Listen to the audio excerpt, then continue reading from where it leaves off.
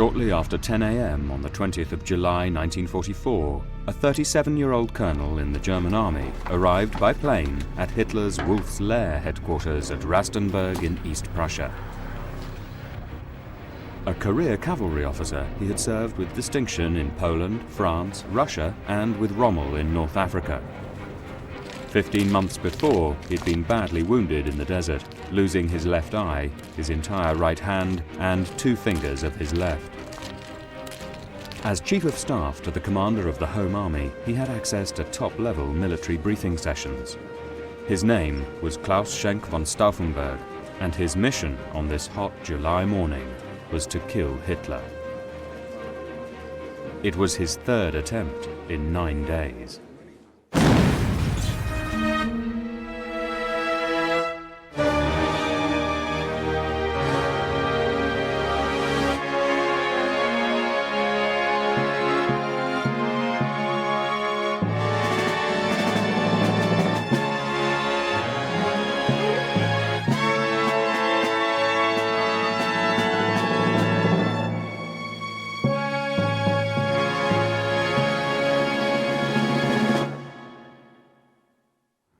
Accompanying Stauffenberg on July the 20th was his adjutant, Werner von Heften.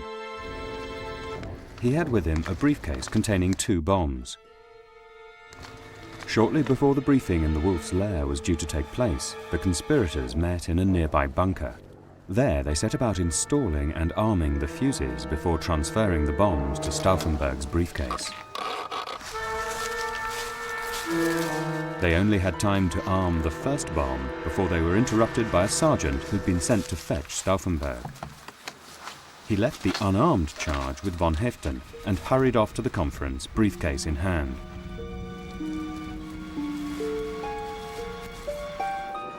In the crush of officers around the table, Stauffenberg could not get close to Hitler. A few minutes later, he left the room on the pretext of attending to an urgent matter, leaving the suitcase against a table leg.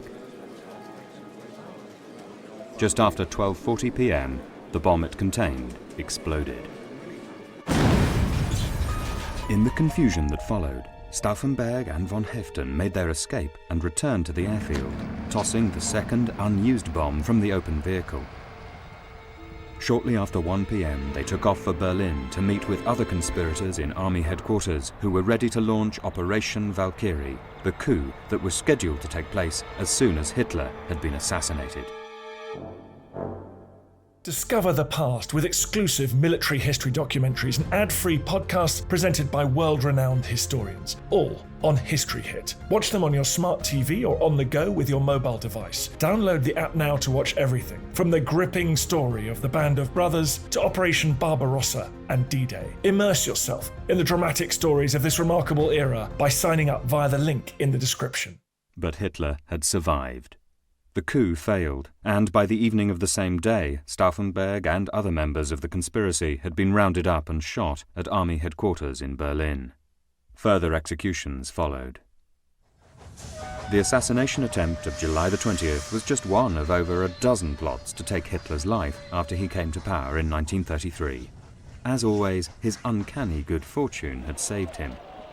While 4 people around him in the briefing room were killed and others seriously wounded, Hitler suffered only minor injuries. It seemed as if the man was invincible. But would the assassination attempt have achieved anything even if it had succeeded? By the 20th of July 1944, the tide of the war had turned decisively against Germany.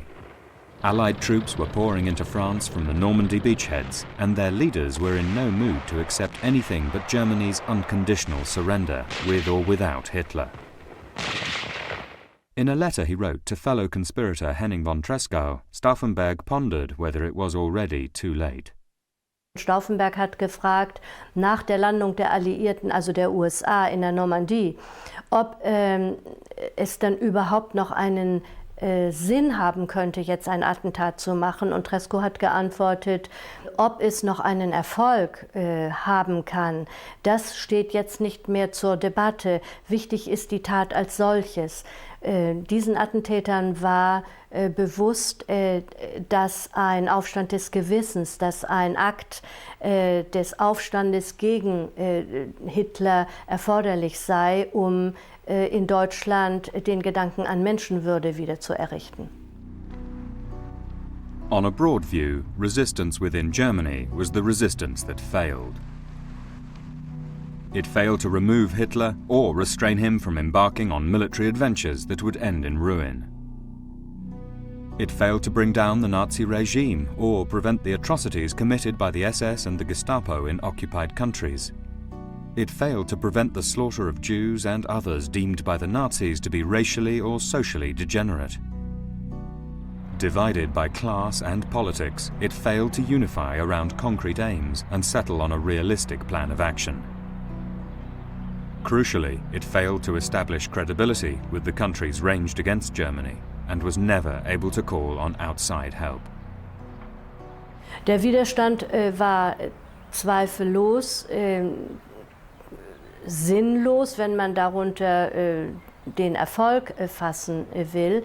Er war nicht sinnlos, sondern er ist ein Zeichen dafür, dass nicht die ganze Bevölkerung in Deutschland wie ein Mann oder wie eine Frau bis zum Ende hinter Hitler und den Nationalsozialisten stand, sondern dass es Menschen gab, die auf verschiedene Weise sich verweigerten.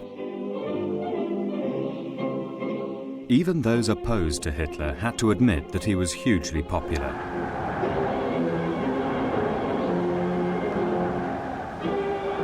Many people saw him as the savior of Germany, avenging the crushing defeat in World War I and the humiliating terms she had been forced to accept in the Treaty of Versailles. Under the terms of the treaty, she had surrendered her overseas colonies, ceded territory to France, Belgium, Poland and Czechoslovakia, had her army reduced to a token force of 100,000 men, and had been forced to pay war reparations of over £6.5 billion sterling. Hitler's passionate and unflagging denunciation of the treaty played a large part in attracting support for his party. As the Weimar Republic staggered from one crisis to another, many Germans believed the country was crying out for a strong and visionary leader. And some were ready to believe that it had found him. In 1923, unable to bear the crippling burden of war reparations, the German economy collapsed and her currency became valueless.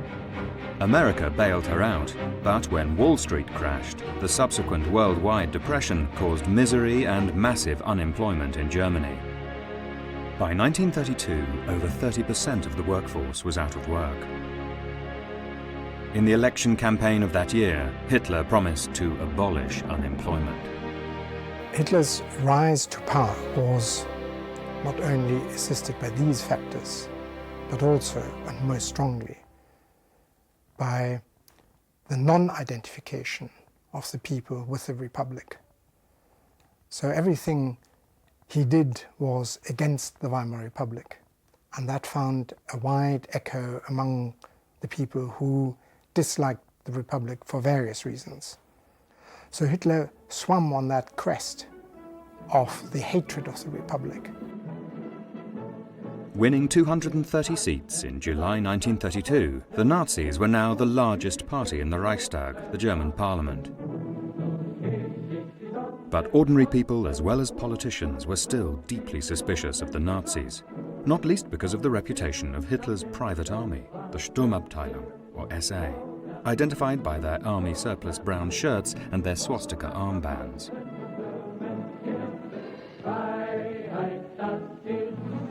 The SA's job was to protect Hitler at mass rallies and to beat and terrorize Jews and political opponents. Led by Ernst Röhm, they numbered 170,000, nearly twice the size of the German army. In the November election, the Nazis lost seats, but the Conservatives saved them. Die konservativen Parteien sind ja mit den Nationalsozialisten ein Bündnis eingegangen. Bis 1934 war es ja nicht eine Alleinherrschaft der Nationalsozialisten, sondern im Bunde mit den konservativen Parteien. Die große Erwartung der konservativen Eliten war es, man würde Hitler zähmen in dieser Regierung, man würde ihn einbinden können. Das war die große Fehlkalkulation dieser konservativen Kräfte, dass Hitler sie alle an die Wand gespielt hat. To increase his support, Hitler began to whip up fears of a Bolshevik takeover and called another election for March 1933. Heinz Frauendorf, who was 12 at the time, remembers campaigning for the Communists, the KPD. Gebracht worden. Und so auch von meinem Klassenkameraden, der Schwager. Der war nun bei der Rotfront, Brigade oder was, der uns auch hin und wieder mal, wenn Wahlen oder so war oder Veranstaltungen, 50 Pfennig gab. Der passte allerdings auf und dann mussten 4, 5 oder 6 Kinder in unserem Alter, 12, 13, 14, in den Hinternhöfen dann vor allen Dingen bei der Wahl 33 intonieren. Also einer sprach vor, was haben wir, soll ich sagen? Was haben wir? Hunger. Was wollen wir?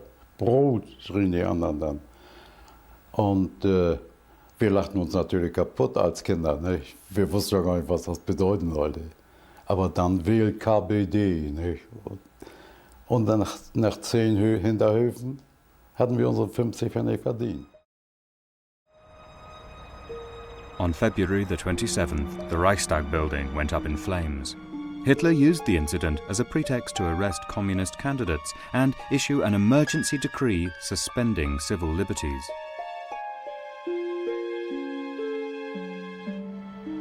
Some left-wing candidates were murdered by the SA, and large numbers of communists and Social Democrats, the SPD, were sent to newly opened concentration camps. But when the election came, the Nazis still could not win an overall majority, polling only 44%. So people should never think that Hitler had the majority of the German voters behind him. He never got the 50% or 51%, which was necessary to change the constitution.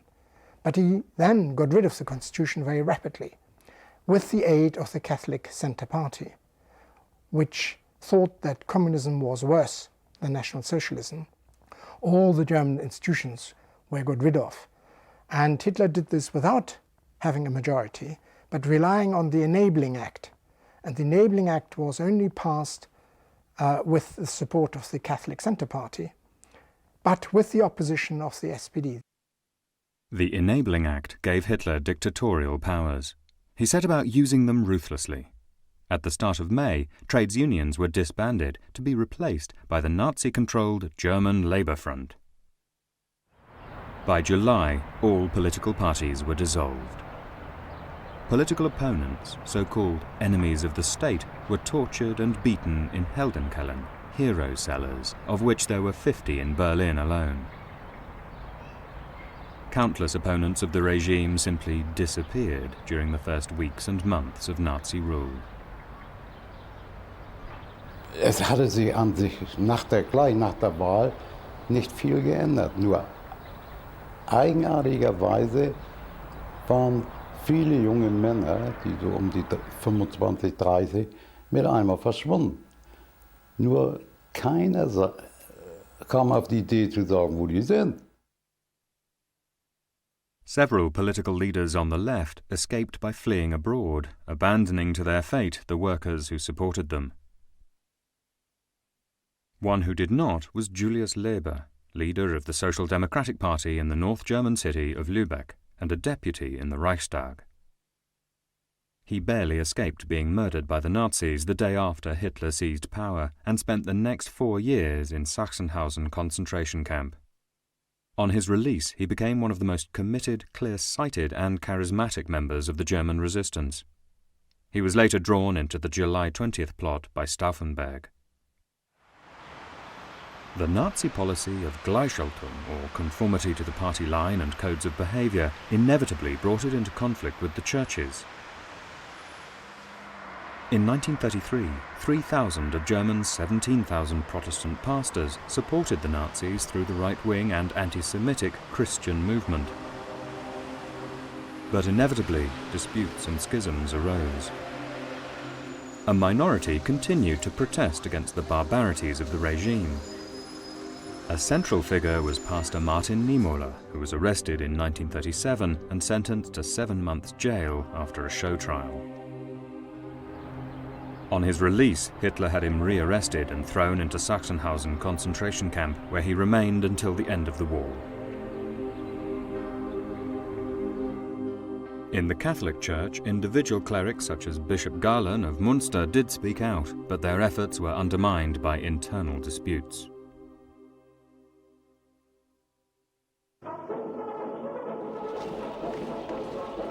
By the autumn of 1933, brown shirt numbers had increased to over 3 million. They looked on bitterly as conservative politicians, aristocrats, capitalists and generals flocked to Hitler's banner. These were the very men whose world they wanted to smash. They continued to hold gigantic military parades, sow terror in the streets and set up wildcat concentration camps. Slogans began to circulate demanding a second revolution. The brown shirt leader, Ernst Röhm, stated that the defense of the realm was now entirely a matter for the SA, and that the army was little more than a military training school.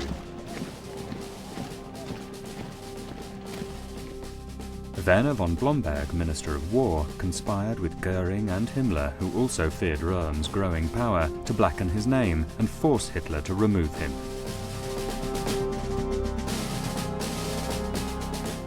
In May 1934, Himmler's deputy, Reinhard Heydrich, launched a campaign of intrigue and rumours against Röhm.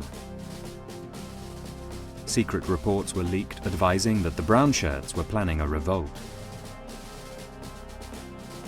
Army weapons were discreetly made available to Hitler's private bodyguard, the 50,000-strong Schutzstaffel or SS. In the early hours of June the 30th, SS death squads began to fan out through Berlin.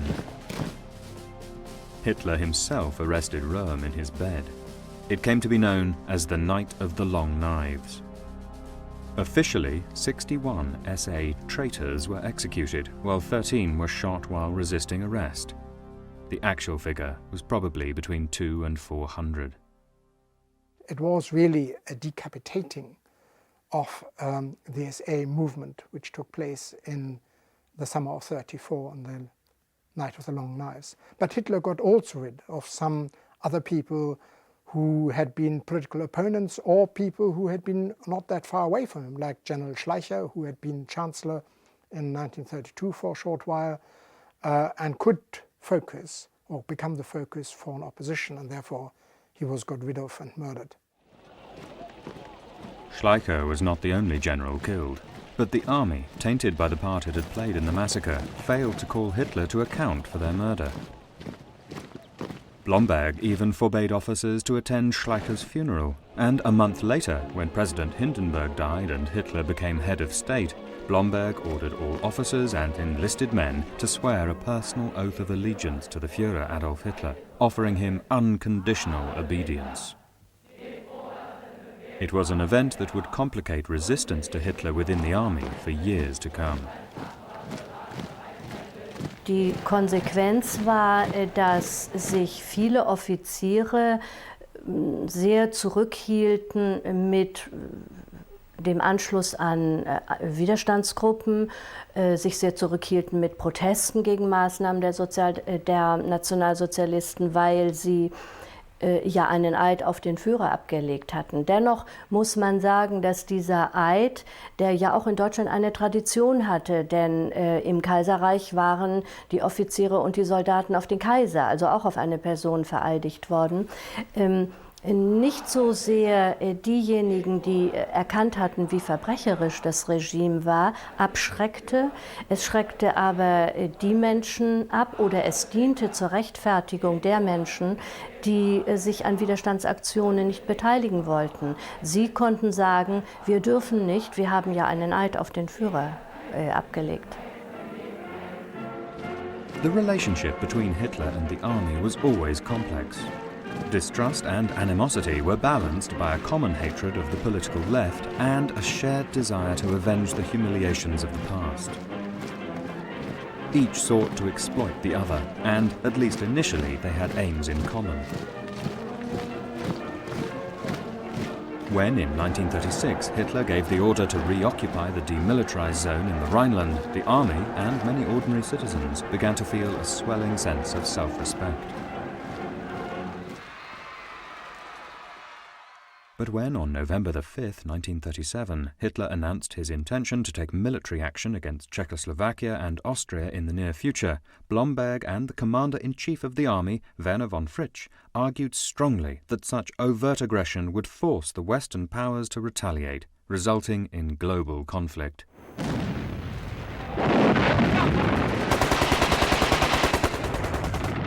Never one to brook dissent, Hitler used the fact that Blomberg had married a prostitute to force his resignation.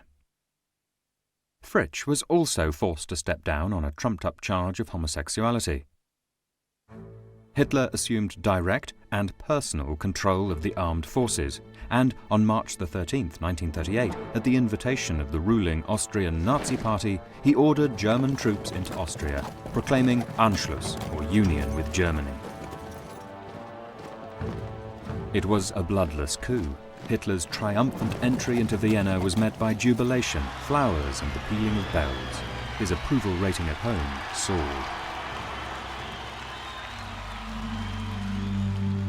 As it became apparent that Hitler was setting Germany on a course that would lead to war, resistance began to harden and figures began to emerge.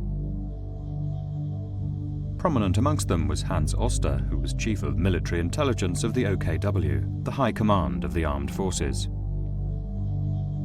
On the civilian side, the pivotal figure was Karl Goerdeler, who, as mayor of Leipzig, had worked indefatigably to counter Nazi criminality. Another group formed in the Foreign Office around Adam von Trotzu-Solz, including the diplomat Erich Kort. After the Fritsch affair, they were joined by senior army officers. Many of them became part of a sustained pilgrimage to London in the summer of 1938. One emissary after another attempted to persuade the British government to issue a strongly worded declaration of Western determination to oppose any such aggression. The pitiful failure of these forays to London was in large measure due to Chamberlain's appeasement policy and his inability to understand Hitler. But beyond that was the fact that nearly all of these self-declared opponents of the regime held posts within it. They were tainted even before they opened their mouths. It was a pattern of events that was to be repeated. In spite of persistent efforts by the resistance to make common cause with London against Hitler, efforts that were to last throughout the whole war, the British authorities never changed their attitude. Despite early setbacks, resistance was growing. The circles that had formed in the Foreign Office and in military intelligence were joined by radically minded men like the lawyer Peter Jörg von Wartenberg and Deputy Prefect of the Berlin Police, Fritz Dietloff von der Schulenburg. Oster brought in the commander of the Berlin military district, Erwin von Witzleben. The first serious attempt to put pressure on Hitler in the summer of 1938 came from Ludwig Beck, the Army Chief of General Staff, who'd always argued strongly against Hitler's war plans. He attempted to persuade Walter von Brauchitsch, who had replaced Fritsch as Commander-in-Chief of the army, to get his generals to resign en masse. Brauchitsch refused, and Beck himself resigned, the only general to do so in peacetime. His successor, Franz Halder, made common cause with Oster and the other conspirators, and detailed plans for a coup began to take shape. By mid-September, the plans were ready. A special task force had been assembled that, under Witzleben's command, would force its way into the Reich Chancellery, overpower the SS guards, and arrest Hitler. All that remained was for Halder to give the signal to act as soon as Hitler issued orders to invade Czechoslovakia. None of the conspirators could have foreseen that Chamberlain was about to throw a spanner in the works. In late September 1938, the British Prime Minister Neville Chamberlain confounded everyone by flying to Germany twice in 1 week to meet Hitler in an attempt to resolve the crisis that had arisen over the Führer's demand that Germany should take over the Sudetenland. On the 29th of September, the Munich Agreement was signed, ceding the Sudetenland to Hitler in exchange for a promise that he would make no further territorial demands in Europe. Joy and relief amongst the general public was matched by the utter despair of the conspirators. The end of the Munich crisis in September 1938 brought this coup very quickly to an end because Hitler did not resolve to war in that instance, and the whole morale of the plotters and the attempts and organizational efforts made to bring this coup about fell to pieces. Months would pass before the resistance would recover from the blow it had suffered at Munich. Hitler, meanwhile, forged relentlessly ahead. On the night of November the 9th, so-called spontaneous demonstrations of SA mobs occurred all over Germany. 400 synagogues were burnt down. 7,500 Jewish-owned shops were demolished, and 91 Jews were killed. It became known as Kristallnacht, Crystal Night, because of all the broken glass. Eine große Anzahl von Geschäften war zertrümmert. Die Splitter lagen auf der Straße und ich bin da durch diese Splitter gewartet. Und dann habe ich meinen Vater zu Hause gefragt, was denn da los gewesen sei in einer solchen Stadt wie Hannover. Und dann sagte er mir, er hätte gerade in der Zeitung gelesen, das deutsche Volk sei spontan aufgestanden und hätte sich gegen die Juden, hätte eine Art von Widerstand gegen die Juden geleistet, weil nämlich ein junger Jude, der Herschel Grünspan, einen Botschaftsangehörigen in Paris erschossen hätte. Seine Eltern seien im KZ. In the wake of Kristallnacht, an estimated 20,000 Jews were sent to concentration camps. People were horrified and shamed, but by and large they remained silent.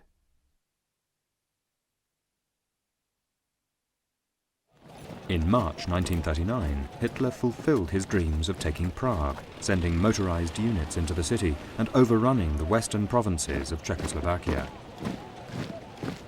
Then, to no one's surprise, he turned his attention to Poland. The outbreak of hostilities on September the 1st, followed 2 days later by France and Britain's declaration of war, confirmed all the worst predictions and warnings of the regime's opponents. Opposition began to harden again. The brutal methods the German army used in destroying the Polish army and then occupying Poland upset a number of officers, and there are a number of them who wrote to their field marshals and to the chief of staff and to Hitler that they objected to the methods the SS used in their occupation policy, which was already heavily influenced by Nazi ideology, and the brutality was abhorrent to them. Commander-in-Chief of the army, Walter von Brauchitsch, shared his general's horror at the appalling barbarity of the Einsatzkommandos, Himmler's SS death squads in Poland. But while he steadfastly stonewalled all requests to take action, Franz Halder and the conspirators in military intelligence, the Foreign Office and the High Command decided on the last day of October that action could no longer be delayed. Erich Kort, who had access to the Chancellery, volunteered to throw the bomb that would kill Hitler.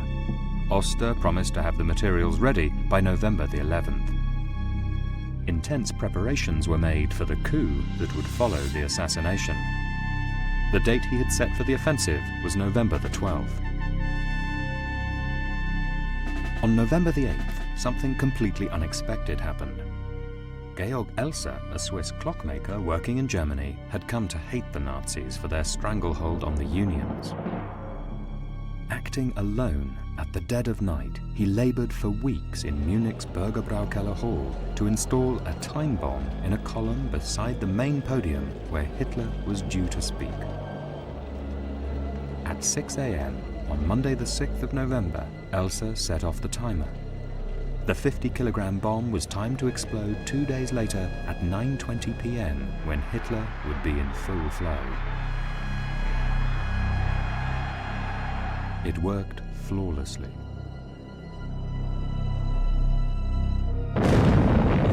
Eight people closest to the podium were killed. 75 others lay injured. But, totally unexpectedly, Hitler had cut short his speech and left the Bürgerbraukeller just 8 minutes before the bomb exploded. The event had a catastrophic effect on the conspiracy back in Berlin.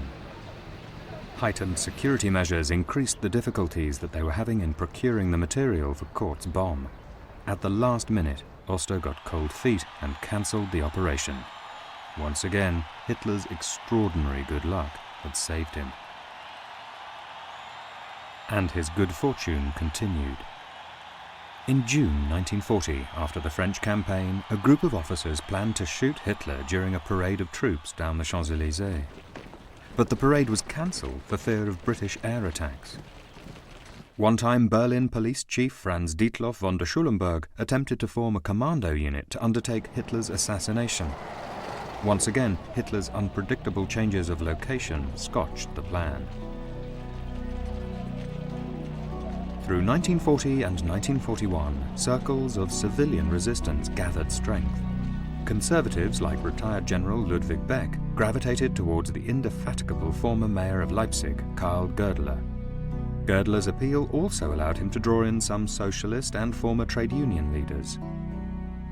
At the same time, a predominantly Christian group known as the Kreisau Circle formed around Helmut James von Moltke. The group included the socialist Carlo Mierendorf, who joined after his release from a 5-year stint in Lichtenberg concentration camp.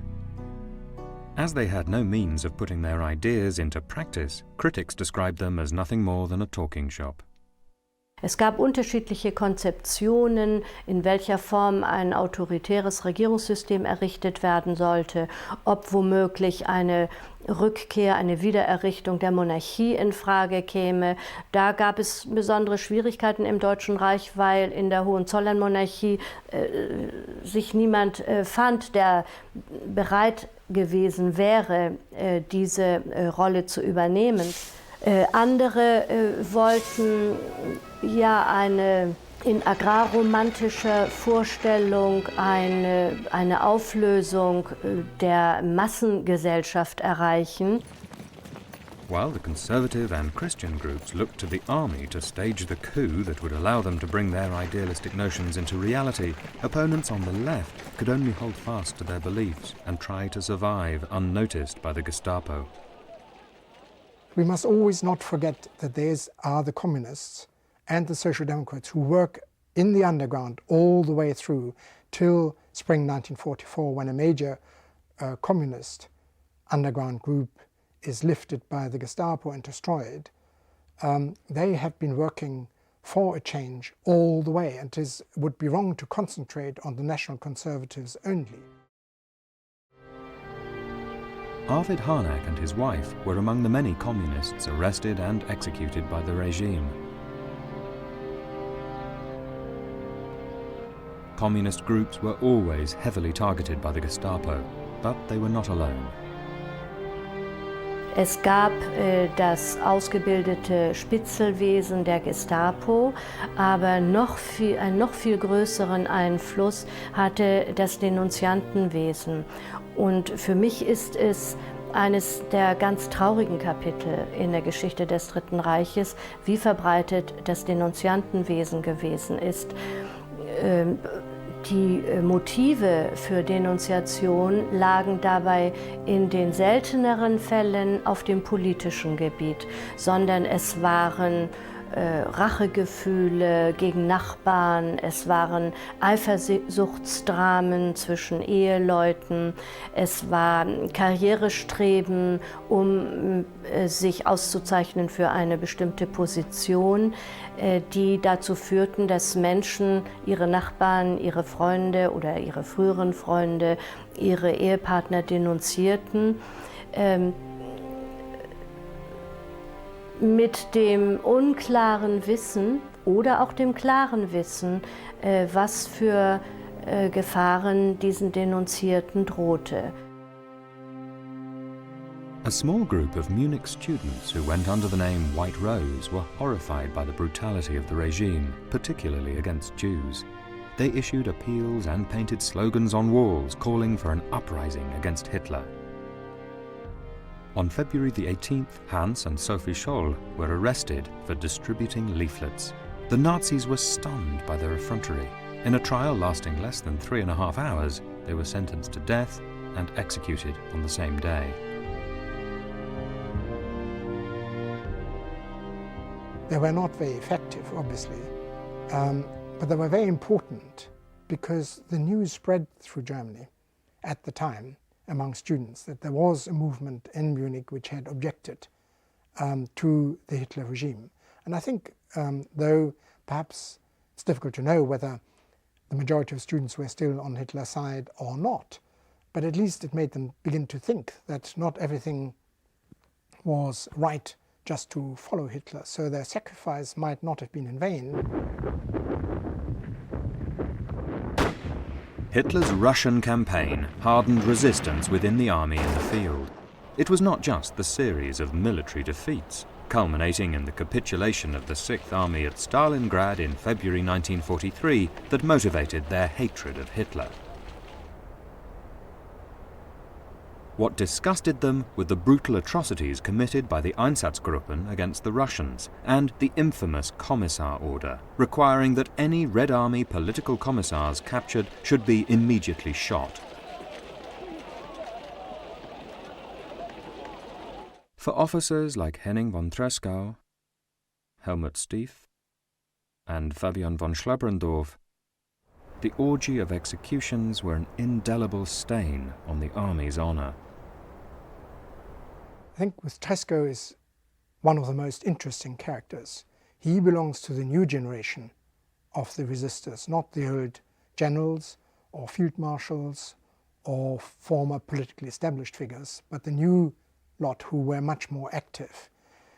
Among the older lot, there was quite a lot of anti-Semitism.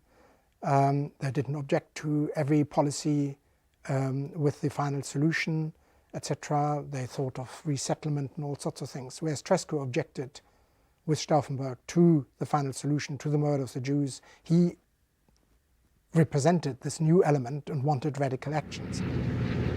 It was not until March the 13th, 1943, that Hitler agreed to visit the army group at Smolensk, where Tresckow was based.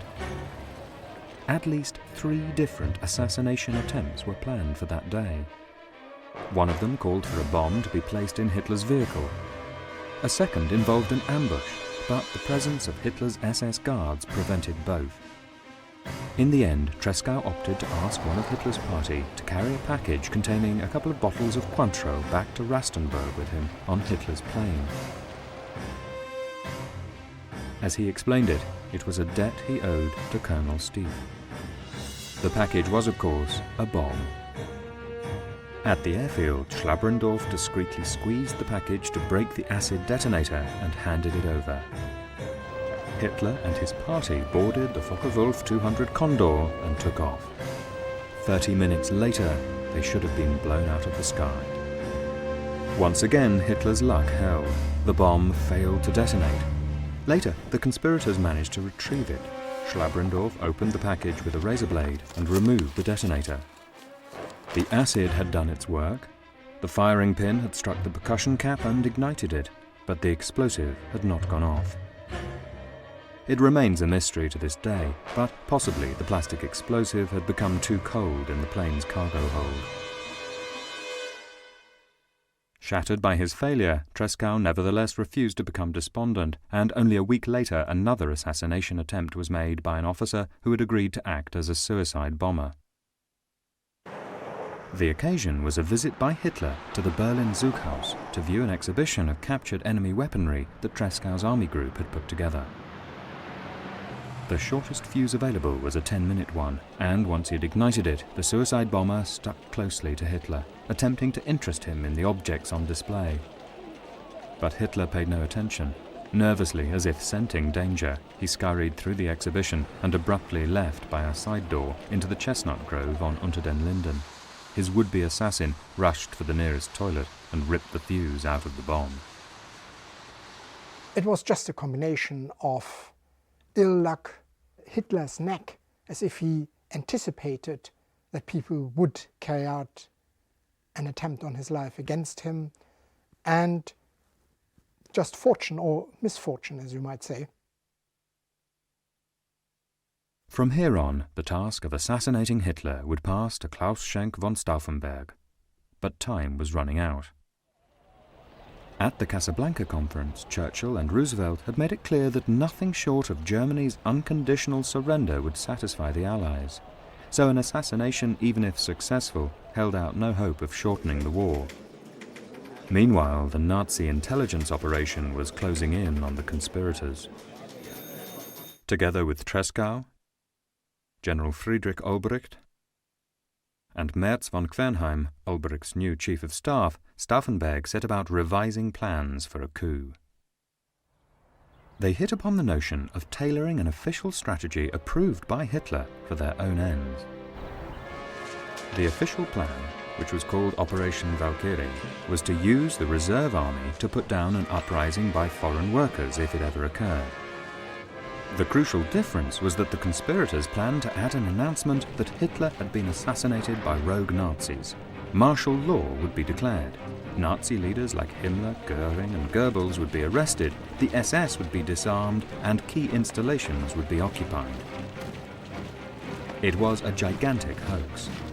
Its weakness that, apart from Hitler himself, the only person who could launch Operation Valkyrie was the leader of the reserve army, Erich Fromm. He would either have to be neutralized or brought into the conspiracy. Fromm refused to join, but hinted that he might support the conspirators if they succeeded in assassinating Hitler. It was hardly a secure foundation for mounting a coup. Stauffenberg originally intended to remain in Berlin to direct the coup, while someone who'd not suffered his crippling injuries actually carried out the assassination.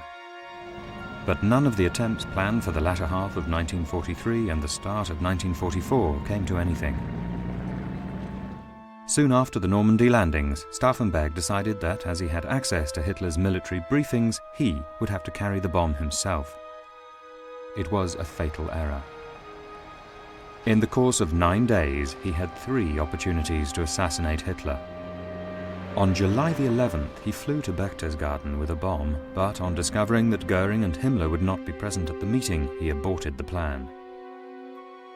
On July the 15th, he attended another briefing, this time at Hitler's headquarters in Rastenburg. A photograph taken on that day shows Stauffenberg in the group around Hitler before the meeting took place. The assassination attempt failed when the briefing ended early, before Stauffenberg could get the bomb into place. The third and final attempt would be made 5 days later. Blocking all official signal traffic from Hitler's headquarters after the assassination planned for July 20th was a key part of the plan. It would give the conspirators in Berlin time to launch Operation Valkyrie, wrest power from the Nazi leadership, gain control of the radio stations, and neutralize the SS and troops loyal to Hitler. The man deputed to do this was Erich Feldgiebel, chief of the Army Signal Corps based at Hitler's headquarters. This he achieved, but the telephone call he himself made to Berlin was to inform the conspirators that Hitler had survived the attack. While Stauffenberg flew back to Berlin, the conspirators hesitated. By the time he arrived, Himmler had rescinded the order blocking signal traffic, and the news of Hitler's survival was out. In Berlin, Paris, Vienna and Prague, the coup collapsed. Soldiers loyal to the regime forced their way into army headquarters and released Fromm. There was a shootout in which Stauffenberg was wounded. Fromm arrested him, along with Olbricht and Heften. Beck tried to shoot himself but failed. One of Fromm's men finished off the job. The conspirators were marched out into the courtyard, where, under the headlights of lined-up military vehicles, they were shot by firing squad.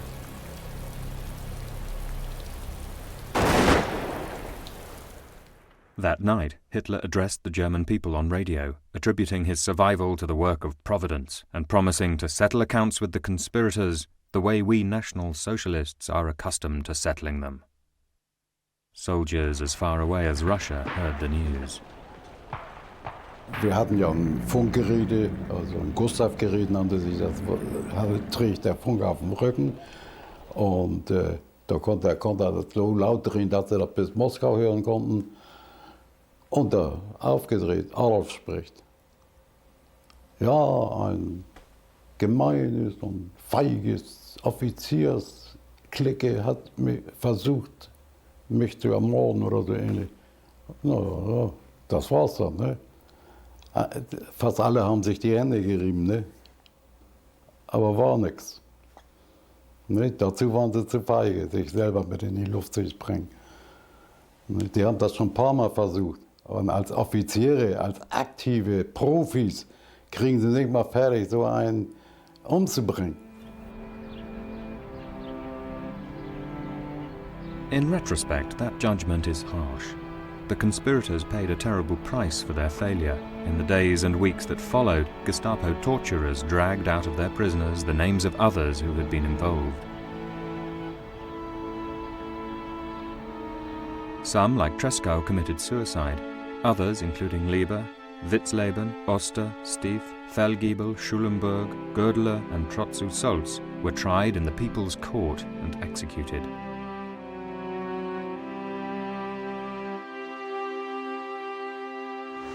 Many more Germans were to die in prison or in concentration camps before the war was over. Most of these enemies of the Nazis had neither the means nor the opportunity to do anything to bring down the regime.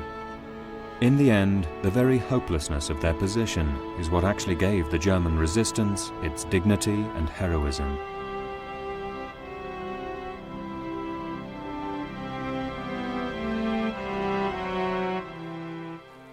On the night of February the 28th, 1943, a nine-man team of British-trained Norwegian resistance fighters carried out a daring act of sabotage that echoed around the world. Their target was the heavy water plant situated at Vemork in the Telemark region, 150 miles from Oslo. Towering above the plant was the infamous Hardangervidda, a frozen plateau renowned for its inhospitable terrain and ferocious winter weather. Standing on a cliff, accessible only by a bridge across a deep gorge, Vemork was thought by the Germans to be impregnable. The raid that night was to prove them disastrously wrong, and dealt a fatal blow to Hitler's long-term war aims.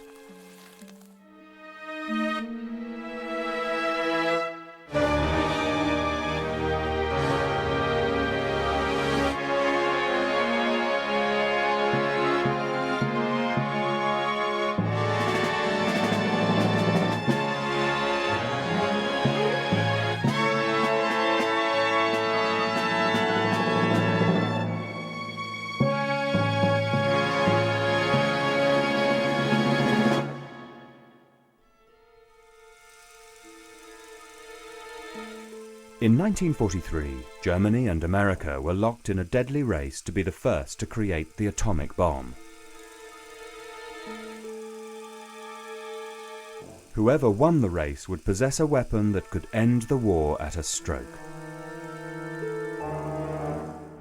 Heavy water, D2O, which is rich in the rare isotope of hydrogen known as deuterium, was considered indispensable to moderate nuclear reactions. In 1943, Vemork was the only plant in the world where heavy water was produced continuously.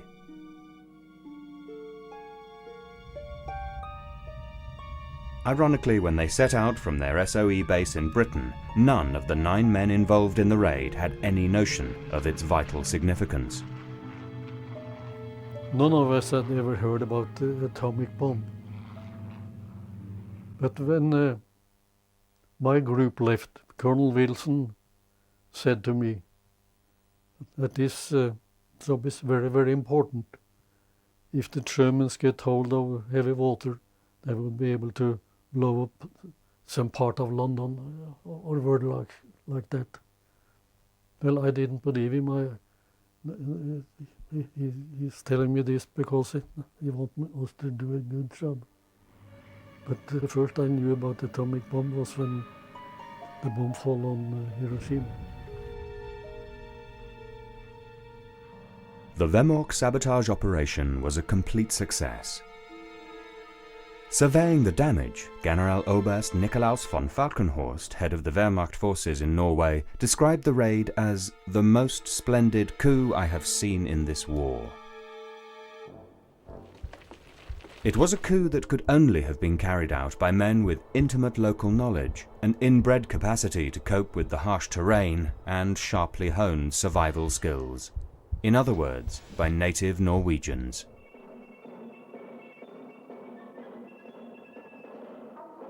The path to effective organized resistance had been a long and painful one for Norway. It began when the German army launched Operation Weserübung on the 9th of April 1940, sweeping into Norway and Denmark in a meticulously planned lightning assault that succeeded in placing German troops on the streets of Oslo and Copenhagen within the first 24 hours. Citizens in both capitals were stunned by the speed of the occupation and appalled by the violation of their neutrality.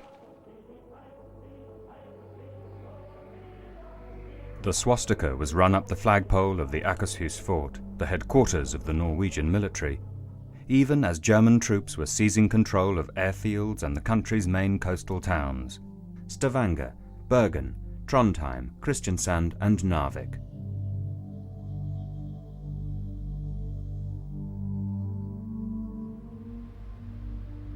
But the shock of events did not prevent the Norwegians from achieving one vital victory on the day of invasion, when they sank the German heavy cruiser Blücher in Oslo Fjord with coastal gunfire. This allowed King Haakon VII to make good his escape from the capital, along with the government and other members of the Storting, the Norwegian parliament. When the Germans demanded Norway's capitulation, Haakon refused point blank. In Oslo, Vidkun Quisling, leader of the Norwegian Nazi Party, announced that he had temporarily taken over the reins of power and declared resistance to German troops a crime. It was a time of choice for the Norwegian people. Gunnar Sernsteby, a resistance fighter and Norway's most decorated military hero, sums up the feelings of the population at that time. To begin with, it was all a shock to everybody. So in the first period, it was very difficult what to do, but we understood that we had now got the Nazi tyranny, which was well known in Germany. Well, hadn't realized what they have been through, I think. But we had it now and felt it for 5 years. The weeks that followed the German invasion were confused and chaotic. British, French and Polish troops fought alongside the Norwegians in a doomed attempt to win back Trondheim and to throw the Germans out of Narvik in the north. It was from here that iron ore, freighted by rail from the Swedish mines at Gällivare, was exported to Germany.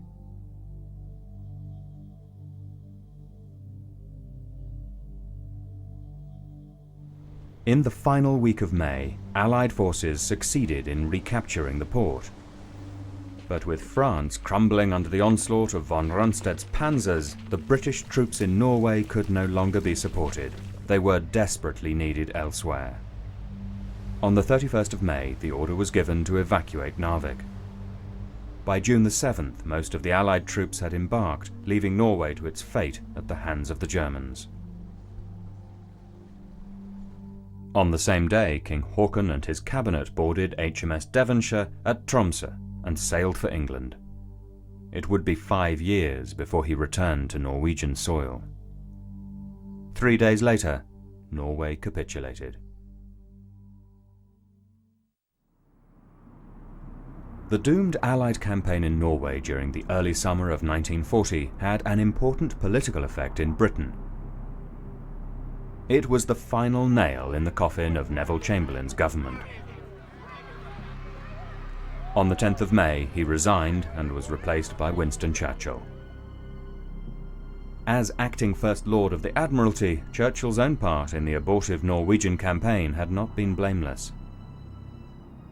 But the country wanted as its leader someone who, by his implacable opposition to the policy of appeasement, gave notice of a new determination to stand up to Hitler. For the time being, however, there was very little anybody could do to help the Norwegians, who were coming to terms with living under the Nazi yoke.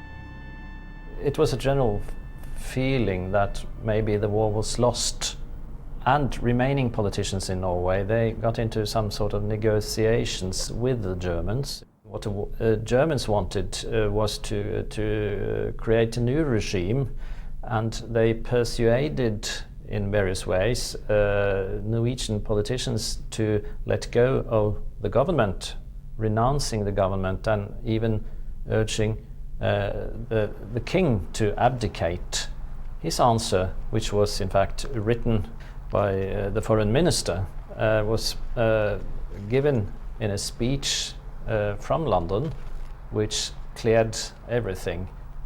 It was a resounding no to abdication, and making it very clear that the government in exile was Norway's government. That was a really morale booster for most Norwegians. But for a country that hadn't been engaged in war for 125 years, learning how to resist an occupying power was hard. At first, there was no question of any kind of armed resistance. There were no underground networks, no arms, no support from abroad, no men trained in sabotage and guerrilla warfare. Inevitably, the first signs of resistance came from among ordinary civilians. The paperclip is thought to be a Norwegian invention. During the occupation, people started wearing paperclips in their jackets, almost like that, as a demonstration, as a symbol. We cling together, we keep together. So it was a sign of national unity against the German and the Norwegian Nazis. So this was one of many such signs which can be categorized as the paperclip spirit, maybe.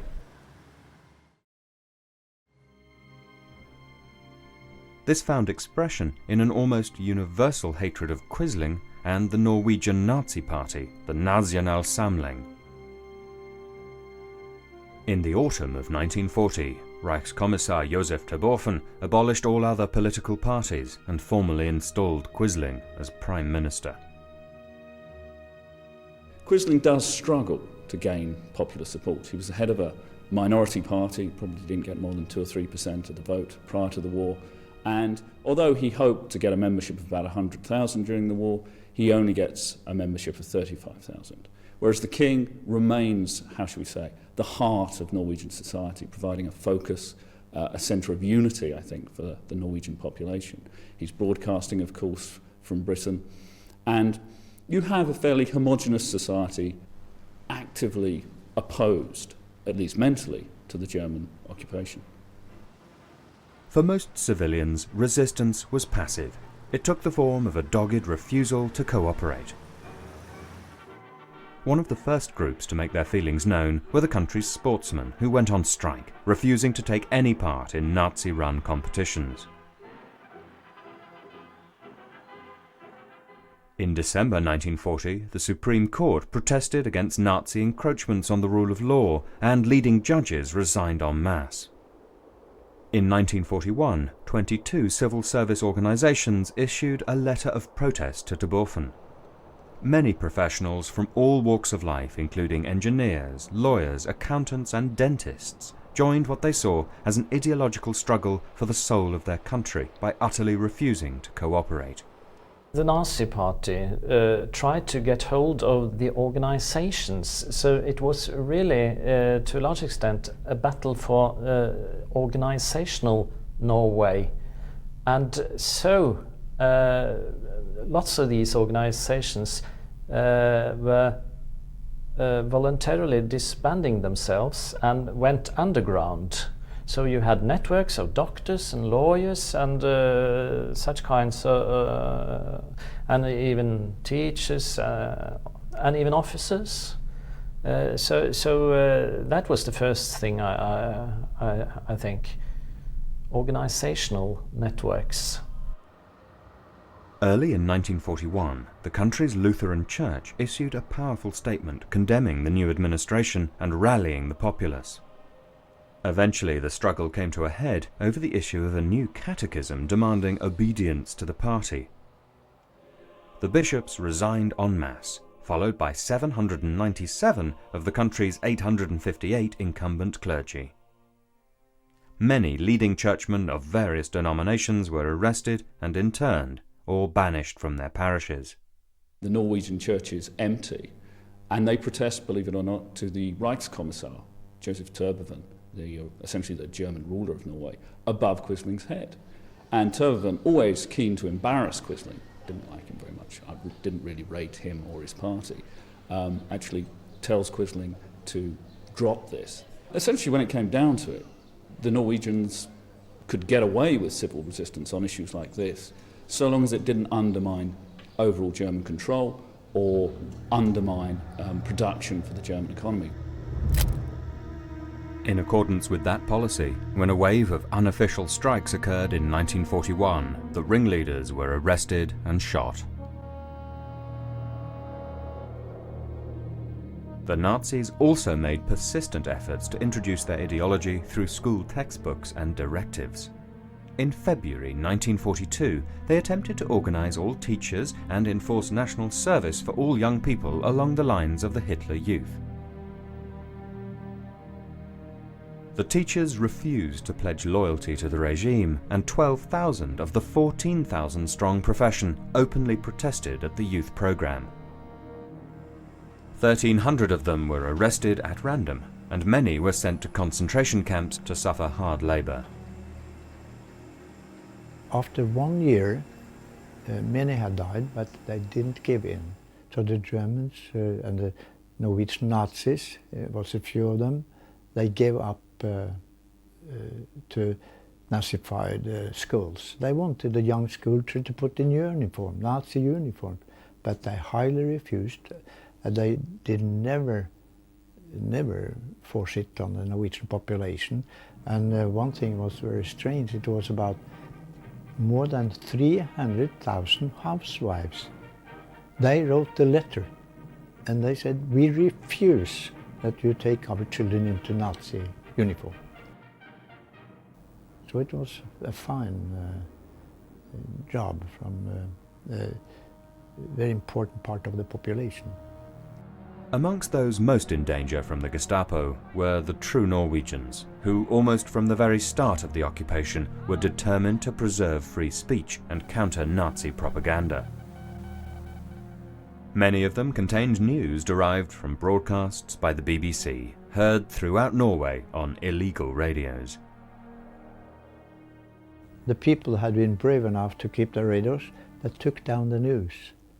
And they had a typewriter, and they had a piece of paper, and they copied this. And so it started actually what we call illegal newspapers, but it was actually secret newspapers with all world news. So in the first 2-3 years it went fairly well, but then in that period about more than 5,000 were discovered as newspaper people, and they were sent to the concentration camps in Germany to die, more or less. And so many as 220 editors, newspaper reporters were killed, they were shot because they did this anti-propaganda. As elsewhere, prison camps were a routine part of the apparatus of Nazi repression. There were over a dozen in Norway. The largest of these was Grini in the outskirts of Oslo, which also acted as a transit camp for prisoners on their way to camps in Germany or elsewhere. Approximately 50,000 Norwegians were arrested by the Germans during the occupation, 9,000 of whom were sent on to Germany. 1,400 of them died. More than half of these were Jews, around 40% of Norway's tiny Jewish population of 2,000. Luckily, around 60% got away to Sweden, but some 760, 770 maybe, were actually arrested by the Nazis with, sadly enough, assistance from the Norwegian police. And they were all sent to German concentration camps, Auschwitz, most of them, and less than 30 survived. The worst of the concentration camps inside Norway were those constructed in the far north in Finnmark, especially to hold Russian prisoners. Over 100,000 prisoners were held in appallingly primitive conditions and used for slave labor. After the war, 17,000 bodies were found. To support its soldiers in Russia, Germany requisitioned goods from the Norwegian population. Items such as blankets, boots, tents, rucksacks and wind cheaters had to be handed in. Failure to comply was punished by 3 years' imprisonment. Severe rationing was enforced, and the population came to depend on food parcels from Sweden and Denmark. On occasions, Danish soup was all that stood between Norway's children and starvation. Some items like leather goods disappeared altogether. Replacements included such things as paper shoes with wooden soles and fish scale handbags. It was a miserable time for ordinary people. As Nazi repression became more brutal, an increasing number of Norwegians looked to Sweden as a safe haven. In the early months of the war, Sweden had only preserved its neutrality and independence by coming to an accommodation with the Nazis. The Swedish government had even refused King Haakon safe passage through their country when Norway fell to the German invasion. Certainly in the early days, you might well be interned if you escaped into Sweden, and there are certainly cases of German deserters being handed back to the German authorities. But I suppose the real importance of Sweden is it provides a refuge for the Norwegian resistance. If things are getting too hot, you can escape across that long and difficult to police border. And it was fairly easy, once you got to Stockholm, if you're important enough of course, to be shuttled back to Britain on a mosquito. It was very important for Norway that Sweden was neutral. It was extremely valuable. And more than 50,000 Norwegians saved their lives getting out over the border to Sweden. And they were very well treated and taken care of in Sweden. But I would say 50,000 were saved because of a neutral Sweden. Norway's long border with Sweden was matched to the west by an equally long coastline, some 2,650 kilometres, easily accessible from the Shetlands and the UK mainland. It provided a means for escape for some 3,300 Norwegians. Fishing boats carried most of them, but some smaller and less seaworthy craft were used, and around 3,000 were shipwrecked. The young Norwegians who escaped to Britain by boat or via Sweden formed the core of the wing of military resistance that carried on the fight from abroad and helped to give that government credibility in the eyes of the population at home. But it should not be forgotten that one section of the Norwegian population had been deeply involved in the struggle against the Nazis right from the start: the sailors of the Merchant Marine. When Germany invaded Norway, the Norwegian Merchant Marine consisted of 1,172 vessels, totaling more than 4.4 million tons. 252 of these, totaling almost 2 million tons, were tankers. At that time, agreements between Britain and Norway meant that Britain had already chartered nearly 2 million gross tons, including 60% of the tanker fleet. After the invasion, Quisling ordered all Norwegian ships to make for German, Italian or neutral ports. But the Norwegian government in London managed to requisition the fleet, thus gaining for itself a major bargaining chip with its British hosts and a substantial revenue earner throughout the war. What Britain gained was a lifeline. We had the third biggest merchant fleet in the world. We had the most modern tanker fleet in the world, so we could supply London, England, when England had no supplies. The first 2 years of the war, that were more or less dependent on the Norwegian tankers. First of all, supplies of gasoline and oils. That was very important. They said our war started September 39 with our merchant navy, because they were torpedoed from that time on when they went to Allied harbors, which they did all the time. Norwegian merchant ships played a major part in the Battle of the Atlantic and in all Allied seaborne operations throughout the war. The cost in lives and ships was appalling. In 1940, 216 ships were lost. In 1942, a Norwegian ship was lost every other day. By the end of the war, over 50% of the fleet had been lost, at a cost of 3,743 lives. With a legitimate government in London and young men flocking to join the fight, Norway's commitment to the Allied cause was not in any doubt. The problem that now faced the authorities in London and at home was how to organise an effective military resistance without jeopardising the civilian population. For various reasons, this problem was to prove singularly difficult to overcome in the years that followed. The Resistance Museum in Oslo is housed in an old building in Akershus Castle next to a memorial that marks the spot where Norwegian patriots were executed by the German occupying forces. Their death was part of a bitterly hard learning process for a peace-loving population with no great military tradition and no experience of organised resistance to an invader. Resistance had to be invented, had to be taught, had to be learned. The military organization, the Milorg, was formed gradually, and in the autumn of 1941 it was authorized by the Norwegian government in London. Milorg was slow to expand and at first avoided action and even weapons, gradually building up a secret centralized army and preparing quietly for the day of liberation. Its intention was to go slow, lie low, and by not attracting attention, avoid placing the lives of ordinary citizens at risk. There were, of course, difficulties.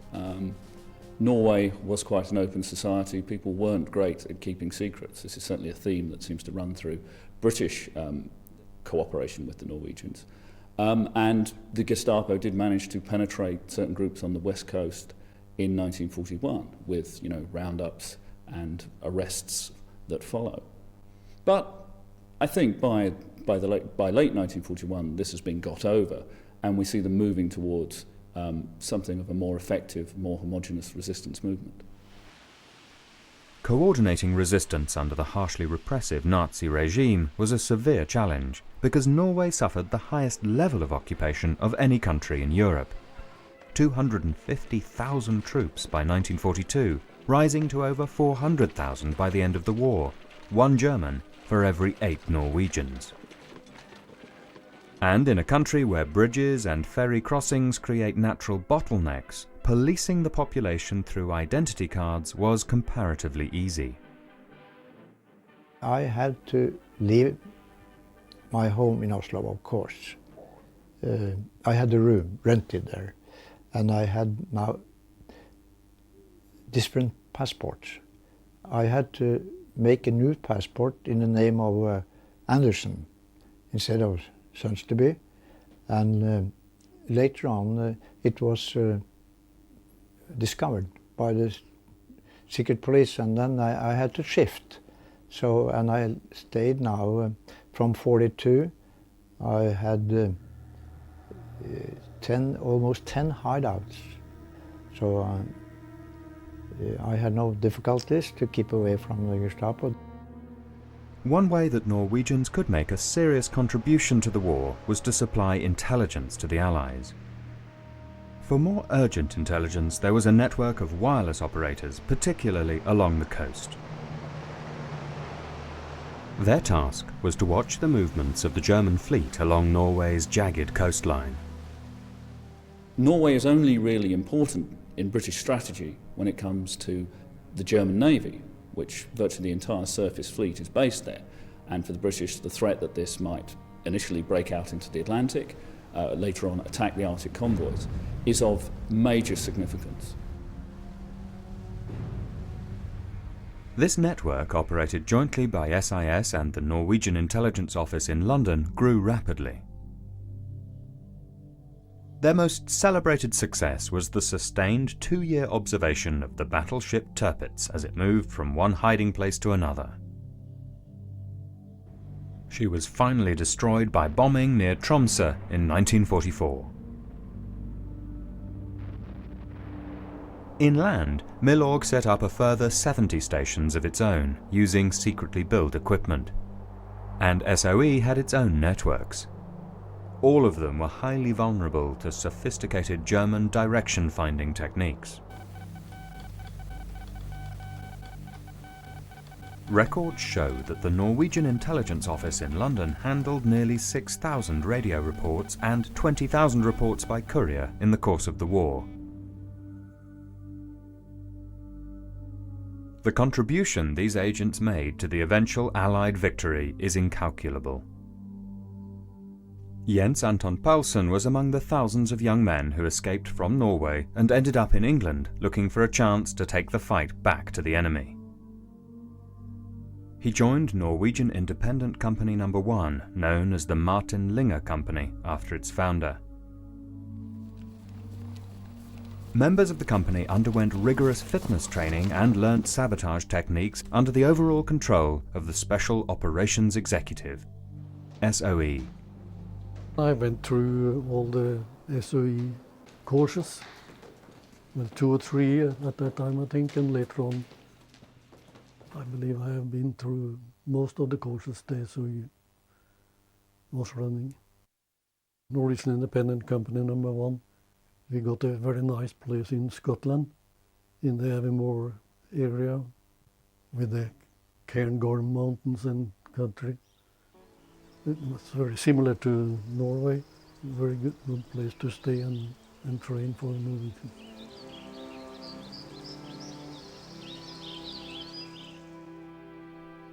Many SOE-trained agents were on their way back to Norway via what became known as the Shetland Bus, a clandestine ferry operation consisting of fishing boats. It was an extremely hazardous operation, often undertaken in foul weather and heavy seas, and with the constant risk of capture or worse.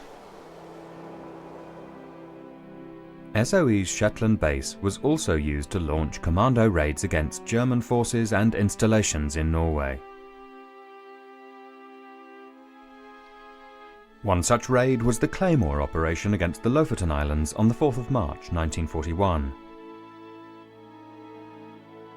Undertaken without the prior knowledge of the Norwegian government in London, who protested on behalf of their citizens who suffered reprisals, with homes burned and people arrested.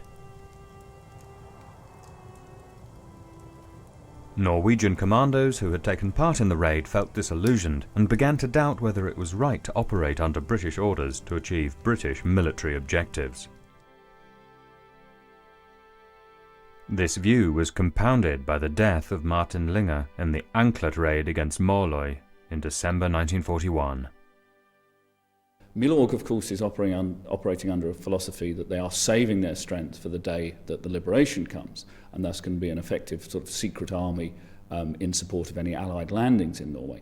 And they're husbanding their strength while SOE are coming in and causing trouble, which of course often leads to crackdowns, and that leads to tension between the two groups. Indeed, amongst SOE there is a belief that Milorg is a bunch of dangerous amateurs and should be avoided at all cost. 1942 was a bad year for Milorg. Many of its networks were penetrated, hundreds were arrested, 24 of its leaders and a number of innocent citizens were shot. The setbacks brought about a wholesale revision of Milorg's strategy. The choice was stark. It could remain poorly trained, poorly equipped and vulnerable, or it could become a decentralized, fully trained and armed guerrilla organization. For that, it needed London's help. The most famous action involving SOE-trained soldiers of the Linger Company was the Gunnerside operation against the heavy water plant at Vemork in February 1943. It was vital to Norwegian interests that the attack should be carried out by saboteurs, because a bombing raid would be hazardous to the local population.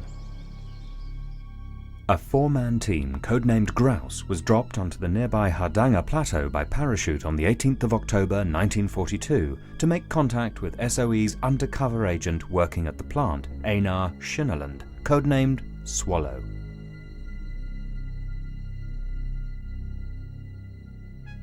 We were dropped quite a long way from the operational area, and that was because we were going to drop blind. There was no reception committee on the ground, so I wanted to be quite sure that we wouldn't get in touch with any German patrols and so on.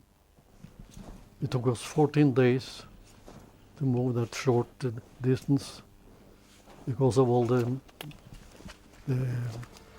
equipment we had to bring with us. The plan was for Grouse to base itself in a commandeered skiing hut and prepare for a glider-borne commando attack that was scheduled to occur a month after their arrival. 34 Royal Engineers were to make the commando raid. Its codename was Freshman. In the event, it was a catastrophe. Both gliders crashed, one near Leisefjord and the other near Egersund. The few survivors of the impact, many of them badly wounded, were rounded up by the Gestapo, tortured and shot. The Freshman operation was a disaster. They were very unlucky. One of the problems was that the lights we have got, there was ordinary British Army flashlights, and I think they weren't good enough. Later in the war we used more powerful lights. So if you had had good lights who spread their beam better, I'm sure they would have found us. The Grouse team were ordered to remain in place to prepare for a second attempt. They withdrew up into the wilderness of the Hardanger Plateau, out of reach of German patrols, to await orders. In the event, they were forced to survive the incredibly harsh conditions for another 4 months. For days on end, they would be pinned down in their hut by howling wind and driving snow. On more than one occasion, they came close to starvation. The most important was to stay alive. And that meant wood for our stove in the hut we had chosen. And it meant food. The day before Christmas, I shot the first reindeer, and we spent a very, very nice Christmas eating, and eating. Back in London, it was decided not to try another commando raid, but to send in a second small team of SOE-trained Norwegians to complete the job. Their leader was Second Lieutenant Joachim Rønneberg. The operation was codenamed Gunnerside. On the 16th of February, after many delays and flights aborted by bad weather, the 6-man team dropped onto the Hardanger Plateau. It was 6 days before they made contact with the Grouse team. The problem was When we got a message that they had landed, a tremendous snowstorm broke up. So we were very anxious about them. After a week, the weather cleared and went up to Lake Kalungsjön to look up for them, and I met them. So it was a very happy reunion. We all knew each other from England, from Scotland. The combined party quickly decided that the best line of attack was to drop down into the gorge, cross the ice-bound river at the bottom, and attempt to climb the sheer cliff on the other side. A route that is still considered to be treacherous today. But despite the dangers, this route was their only means of escape. So they would have to complete the operation without alerting any of the German guards.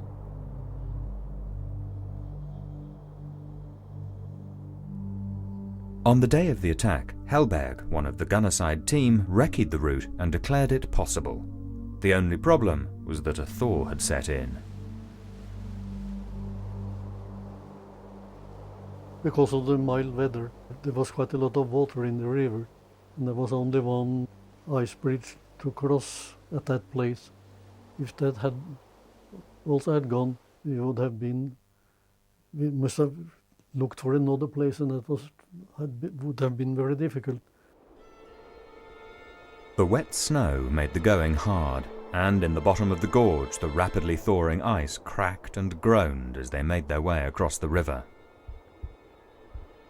By 1:45 they were safely out of the gorge and hiding only a few hundred yards from their objective, the looming bulk of the Vemork plant.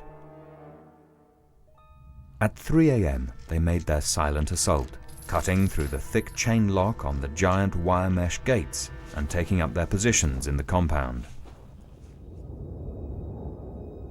Two members of the demolition team, Röneberg and Kaiser, made their way along a narrow cable shaft and dropped down into the cellar where the machinery that concentrated the heavy water was situated. There they overpowered the Norwegian night watchman, and Röneberg set about placing explosives on the cylinders of water. 25 minutes later, they released the night watchman and burst out of the steel door of the cellar into the night. A few seconds later, they heard the dull thud of the explosion. The sound was muffled by the noise of the factory and the thick concrete walls. In that moment, Hitler's atomic scientists lost 3,000 pounds of heavy water, about 4 months' production. At the sound of the explosion, the door of the nearby German barracks hut swung open and a half-dressed soldier appeared, flashing a torch. The beam passed inches above the head of one of the hiding saboteurs. After listening for a while, the sentry turned and walked slowly back to his hut. Today we know the reason why no shot was fired was because the Germans didn't do that job. The German guards didn't do that job. But we were very, very lucky. I believe the British, as a saying, you get what luck you deserve. Maybe we deserved it, I don't know. But at least we were very, very, very lucky.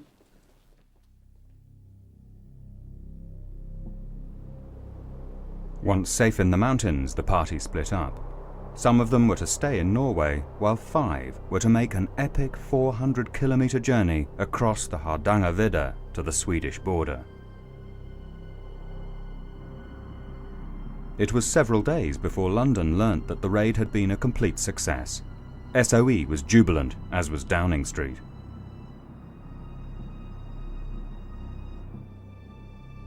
But more than anything else, it was a huge victory for Norway and those of its citizens who had chosen to resist the German tyranny.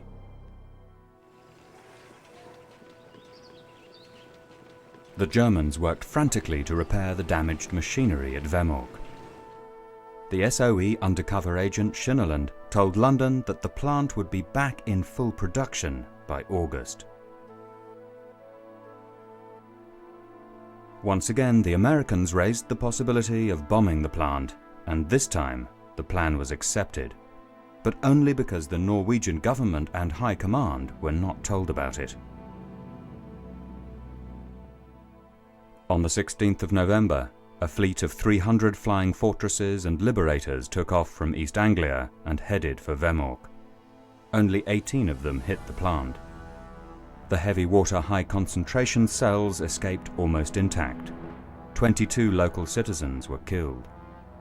The Norwegian authorities in London were incandescent with rage. The Germans decided to remove all remaining stocks of heavy water to Germany in February 1944. On Sunday the 24th of February, Norwegian saboteurs placed a bomb in the bow of the hydro ferry that would transport the rail wagons containing the heavy water across Lake Tinsha on Sunday the 20th of February. The bomb exploded as planned at 10:45, sending the ferry and its cargo to the bottom. Sadly, 14 Norwegian passengers were drowned. But once again, the point had been proved that a small team of highly motivated and well-trained Norwegian saboteurs could achieve what a massive bombing raid could not. Once the British and Americans, who of course are quite well developed on their atomic project at this time, discover the Germans are working on the same thing, this has to be stopped. And of course we should remember, Heisenberg, the head of the German atomic bomb project's biographer, actually says the Vemork raid limits the Germans to small-scale reactor experiments. They're not thinking about building a bomb after the raid. In the final phase of the war, the Norwegian military resistance organisation, Milorg, finally came into its own. With the aid of London, it had gradually been building up its strength. In early December 1944, a directive was issued by General Eisenhower. The idea was to keep the Germans in Norway. And in order to do that, one should sabotage against railways, shipping and fuel facilities to slow down the transfer of German troops from occupied Norway to the continent. So the Milorg got the opportunity to carry out sabotage.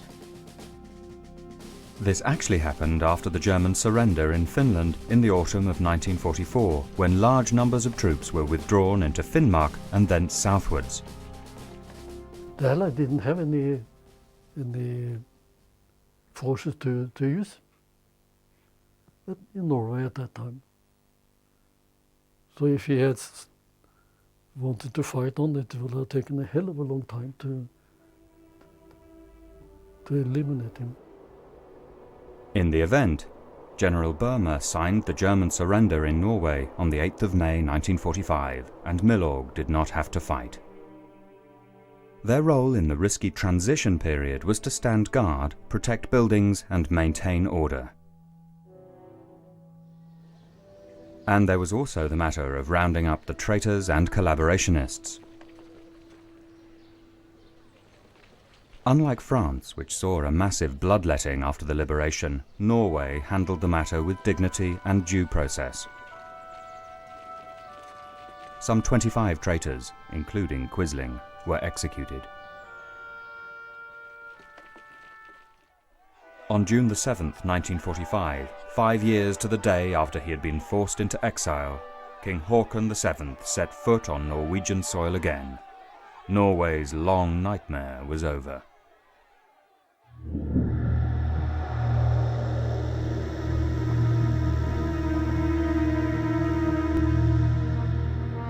On the afternoon of the 26th of June 1944, German troops marched into the Burgundy village of Dunlay-Place. They were there to take reprisals for the killing of German forces by local resistance groups.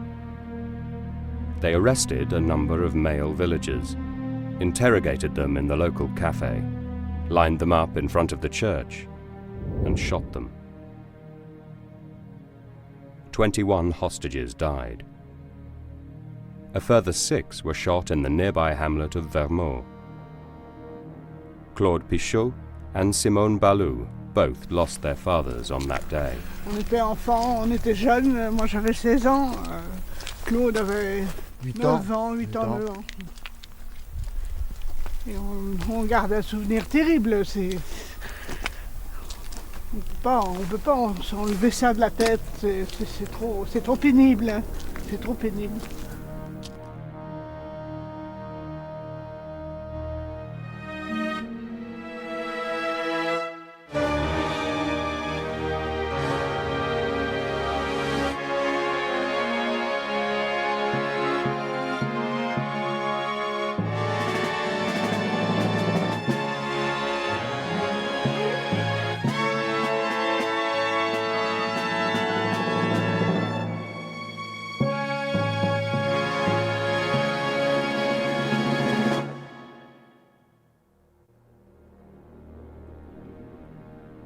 In Dunley-Place, the wives and children of the hostages were forbidden to leave their homes while the Germans interrogated their menfolk.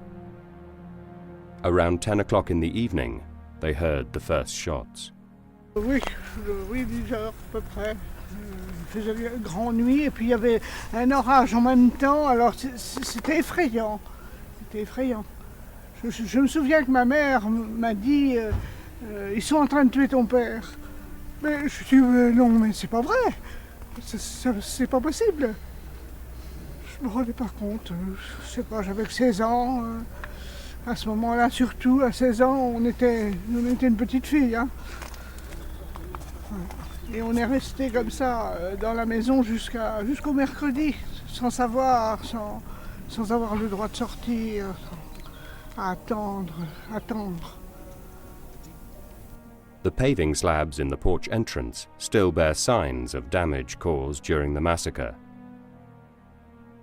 It was here that the survivors came to identify the dead on the morning after the killings. Simone a elle découvert... Oui, moi je suis montée avec maman et le premier que j'ai trouvé c'était mon papa qui était étendu là. Bon. Et puis alors après on a fait le tour, en dessous le porche c'était un amas de jambes, de bras, c'était affreux. C'était affreux. Il y en avait un qui était là tout seul. Bon, bah, pourquoi qu'ils étaient tout seuls, ceux-là, on s'est toujours demandé. On a récupéré la carte d'identité de mon père à côté de lui. Il espérait peut-être, je sais pas, sur la pelouse là. Et puis alors il y en avait... Mon papa était avec 5 autres, je crois, et 4 autres dans le coin. Mais il y avait... 50 ans plus tard, ce qui nous questionne beaucoup, en dehors de la douleur qui peut être encore la nôtre ou de ce qu'on a dans les têtes, c'est vraiment la barbarie. C'est vraiment le problème de la barbarie humaine, quoi. Parce que là, les hommes avaient été achevés à la grenade, le prêtre avait été jeté du haut du clocher, c'était quelque chose absolument d'abominable.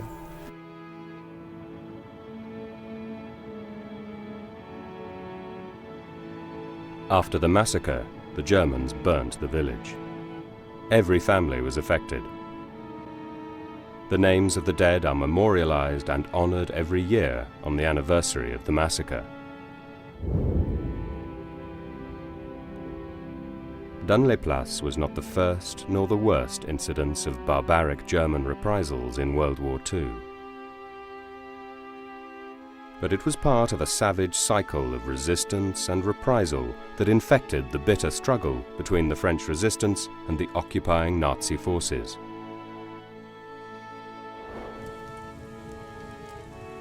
This reached a climax in the period after the Normandy landings. It's still a potent memory for the whole community. 60 years on, the French are still coming to terms with this period of their history, its courage and its shame.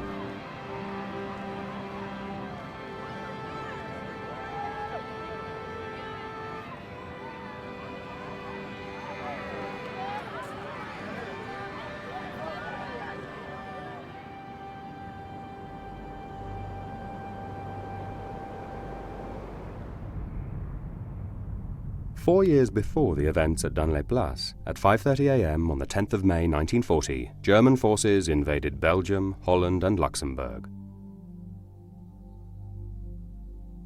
3 days later, they slipped around the north of the French defences on the Maginot Line, crossed the River Meuse and drove into the heart of France. French forces falling back before the onslaught were continually hampered by roads clogged with refugees. They had no time to regroup and counterattack. By the 20th of May, German panzers had reached the Channel. On the following day, a British counterattack on Arras failed, and the British Expeditionary Force began falling back to Dunkirk. On the 24th of May, von Rundstedt halted the German panzer forces outside Dunkirk for reasons that have been controversial ever since. Boulogne fell on the 25th, Calais on the 27th, and Belgium surrendered a day later. Between the 27th of May and the 4th of June, 338,000 men were evacuated from Dunkirk, 110,000 of them French. The German forces turned south. Strong French resistance south of Péronne and Amiens failed to halt the German advance. Paris fell on the 14th of June. Prime Minister Reynaud resigned and was replaced by Philippe Pétain, a hero of the First World War, who asked for an armistice.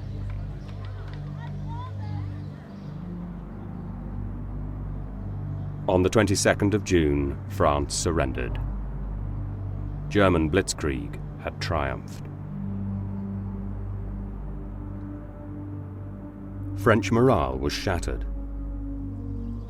In the course of the campaign, she had lost 120,000 killed and 230,000 wounded. Far more than the Dutch, Belgians, British and Germans put together. 2 million Frenchmen, 5% of the population, had been taken prisoner. 1.5 million of whom were transported to Germany. Massive numbers of people had fled their homes. When German troops rolled into Paris on the 14th of June, there were only 800,000 people to see them arrive, out of a pre-war population approaching 3 million.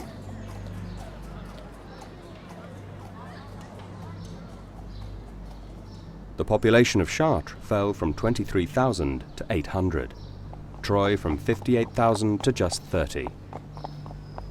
Cities further south were glutted with refugees. Bordeaux's population doubled to 600,000. Pau had to deal with 100,000 homeless.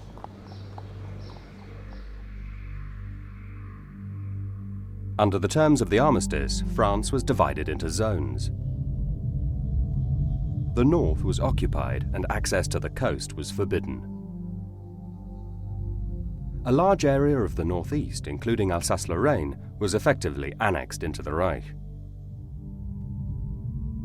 Only the south remained under French control. Pétain moved the seat of French government to Vichy, an insignificant spa town that had been a pre-war tourist destination and therefore had enough hotel rooms to accommodate the influx of officials. In a broadcast at the time, Pétain spoke of embarking on the path of collaboration. It was a path that ultimately led to his government becoming a willing instrument of Nazi policy, bringing lasting shame to France. But at the time, many people accepted Pétain as a savior. Cette débâcle a été tellement importante, tellement considérable et tellement inimaginable que trouver en la personne du maréchal Pétain la personne qui allait mettre fin à la guerre, fin au combat, était finalement la meilleure solution pour tous. Il y a un grand historien français qui s'appelle Henri Amouroux qui a écrit un livre sur cette période et sur l'armistice, et ce livre est intitulé « 40 millions de pétainistes ». 40 millions, c'était le total de la population française de l'époque, et finalement, je pense que c'est une vision relativement juste. Presque tout le monde a été pétainiste au moins pendant quelques mois. A recently promoted French general, Charles de Gaulle, who had taken part in the unsuccessful battle to save France, slipped away to London on the 16th of June. The Vichy government condemned him to death as a traitor. Undaunted, de Gaulle immediately set about recruiting Frenchmen to continue the fight.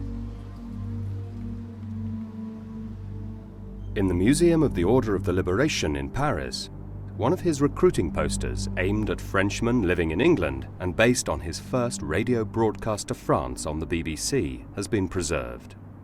Général de Gaulle a fait son premier discours à Londres, comme tout le monde le sait, le 18 juin 1940. Le discours est la première fois où l'on parle de résistance, puisque la fin du discours reprend cette phrase « Quoi qu'il arrive, la flamme de la résistance française ne doit pas s'éteindre et ne s'éteindra pas ». Ce discours du 18 juin, qui est extrêmement célèbre, est finalement un discours qui a été très peu entendu le 18 juin 1940, aussi bien en France qu'ailleurs. Mais quand on a commencé à parler un petit peu d'un général à Londres, un général français à Londres, qui appelait à la résistance et qu'on a entendu dire qu'il s'appelait De Gaulle, les gens, les Français, beaucoup de Français ont cru que c'était un faux nom. Parce que vous savez que l'ancien nom de la France, c'est la Gaule. Et donc beaucoup de gens ont pensé que c'était un pseudonyme et que ce n'était pas possible de s'appeler De Gaulle. The Vichy government estimated that 300,000 people listened to de Gaulle's radio broadcasts regularly by the beginning of 1941, and 10 times that number a year later. But in the summer of 1940, very few French people were thinking of active resistance. In the northern zone, where many families had lost breadwinners and the mass exodus had sorely disrupted employment and the supply of goods and food, they were simply preoccupied with surviving the harsh conditions imposed by their new masters. Travel was restricted, newspapers were censored, identity cards were mandatory, curfews were imposed, and just getting enough to eat became a major issue. Resistance began silently, in the minds of a few, as a simple denial. Le début de la résistance, c'est non. C'est non à Vichy, non à Pétain, non à la collaboration, non à l'occupation allemande. C'était ça. Et ces gens-là étaient isolés. Ils disaient non, mais ils ne savaient absolument pas où aller pour trouver d'autres. C'était des réseaux qui étaient absolument terribles, parce qu'ils étaient vraiment d'une étanchéité complète. On ne pouvait pas passer d'un homme à l'autre, c'était absolument impossible. Et alors on avait l'impression de traîner un secret très lourd, et on avait peur en parlant de mettre une indiscrétion qui compromette les autres. Under a regime where showing any form of defiance might trigger a harsh, even fatal response from the authorities, resistance was at first non-violent. It began as a war of words. One widely used symbol of defiance was the V sign. It could be rapidly scrawled on pavements, walls, posters, metro carriages, or anywhere that a malcontented citizen could act unobserved. A wittier tactic was to deface the German no-smoking signs that appeared everywhere. By striking out letters, Rauchen verboten could be reduced to Ras Wert, a sly dig at the Nazi obsession with race and the muddy green uniform of the Wehrmacht soldier. In the south, Vichy had sought to replace the old Republican slogan of Liberté, Égalité, Fraternité with the phrase Travail, Famille, Patrie, work, family and country. Critics quickly distorted this to trahison, famine, prison, treason, hunger, prison. By means of such small gestures and mockery, resentment slowly blossomed into resistance. There were some brave French citizens for whom acts of defiance were instinctive. Quand ils plantaient des affiches de propagande pour eux, qu'il fallait faire confiance aux soldats allemands, qu'il allait protéger, du reste, je ne sais pas s'il n'y en a pas une là, on voit un soldat allemand avec un enfant dans les bras qui dit « Faites confiance aux Allemands, ils vont vous protéger, ils vont vous donner du travail, patati patala ». Alors nous, les premières choses qu'on a commencé par faire, c'est d'arracher les affiches de propagande. Voilà. Hein? Et alors après, on s'est mis à imprimer des petites affiches à nous, hein? Et puis on les plantait à la place. Bon. Alors, quand on dit ça des jeunes, c'était le commencement. Ils ont l'air de dire Bah, si c'était ça la résistance, mais ils n'ont pas l'air de se douter que si on avait été pris, bah, c'était pareil, hein, on passait par les armes. Hein? Over the course of the occupation, clandestine publications became hugely important sources of news and encouragement to the population at large, countering German propaganda and urging their readers to shun the collaborationist press. Ceci, cet exemplaire-là, est un numéro du journal Le Franc-Tireur, qui est l'organe de presse, le journal du mouvement qui porte le même nom. Et il y avait comme ceci un nombre important de journaux différents, qui sont des journaux de la presse clandestine, hein, et qui sont des journaux des mouvements de résistance, comme Franc-Tireur, comme Combat, Libération par exemple, et également des journaux qui sont des journaux des partis politiques interdits, par exemple le journal L'Humanité, qui a reparu dans la clandestinité, ou le journal Le Populaire, qui est un journal d'avant-guerre, journal de la SFIO, du Parti socialiste français, et qui a reparu clandestinement à partir de 1943. Et également des mouvements de résistance comme le Témoignage chrétien, qui est un mouvement de résistance catholique. The wide variety of pamphlets produced by different organizations with different agendas reflected conflicts of interest that were to dog the resistance and their supporters abroad in the months and years to come. And in the early stages of the occupation, while these voices were hardly heard, there was little to encourage either de Gaulle or the British government on the other side of the Channel.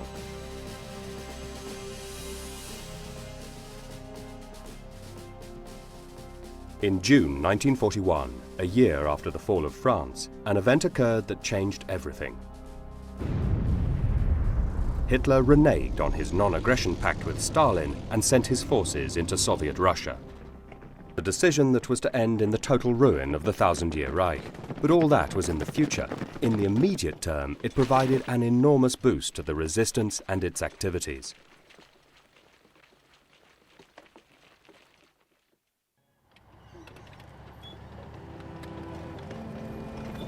Hitler's decision to invade Russia in the summer of 1941 was enthusiastically supported by the Vichy government and its anti-Bolshevik supporters. But that view was not universally shared. For many ordinary French citizens, it brought fresh hope.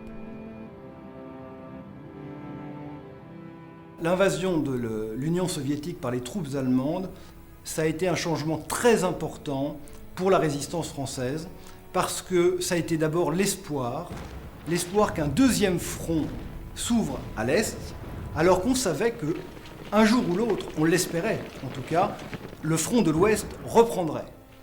Et donc l'idée de cette guerre sur deux fronts à mener pour les Allemands, c'était l'espoir que les choses iraient plus vite. Et la deuxième chose, c'est que ça a libéré en France la résistance communiste. La résistance communiste qui avait individuellement, qui existait déjà avant l'invasion de l'Union soviétique, c'est vrai, mais qui n'existait pas d'une manière massive en raison du fameux pacte d'amitié germano-soviétique signé en août 1939 entre Hitler et Staline. Avec l'invasion de la Russie, le pacte est rompu et à ce moment-là, les militants communistes français peuvent rentrer intégralement dans la résistance en France. Free at last to confront the traditional fascist enemy, the French communists brought structure and experience in clandestine activities to the resistance, as well as a new militancy. In their ranks, the communists numbered combatants who had fought with the international brigades in Spain. On the 21st of August 1941, one of these battle-hardened veterans shot and killed a German subaltern in the Paris metro. His actions opened the floodgates to violence. Another soldier was killed in a Paris station 2 weeks later. On October the 20th, communists killed a Feldkommandant outside Nantes Cathedral. On the following day, there was a further killing in Bordeaux. By the end of the year, there had been 68 attacks, many of them acts of sabotage, but deliberately aimed at military personnel.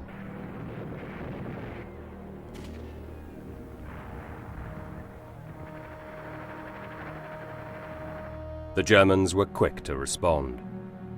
On the day after the first killing in Paris, hostages were taken and shot. the Bordeaux killing triggered the slaughter of 50 hostages. Many of these were communists already imprisoned by the Germans. Thus began the cycle of attack and reprisal that continued throughout the occupation.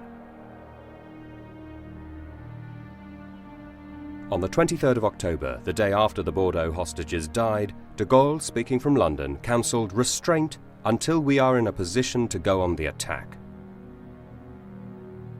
But he was in no position to impose his will on a multiplicity of resistance groups representing numerous political viewpoints, often hostile to each other and suspicious of him. Vous avez une résistance communiste qui est symbolisée par un mouvement qui s'appelle Front National et qui va créer une branche armée qui s'appellera les francs-tireurs et partisans, les FTP. Vous avez l'armée secrète qui est une résistance, on va dire gaulliste, pro-gaulliste.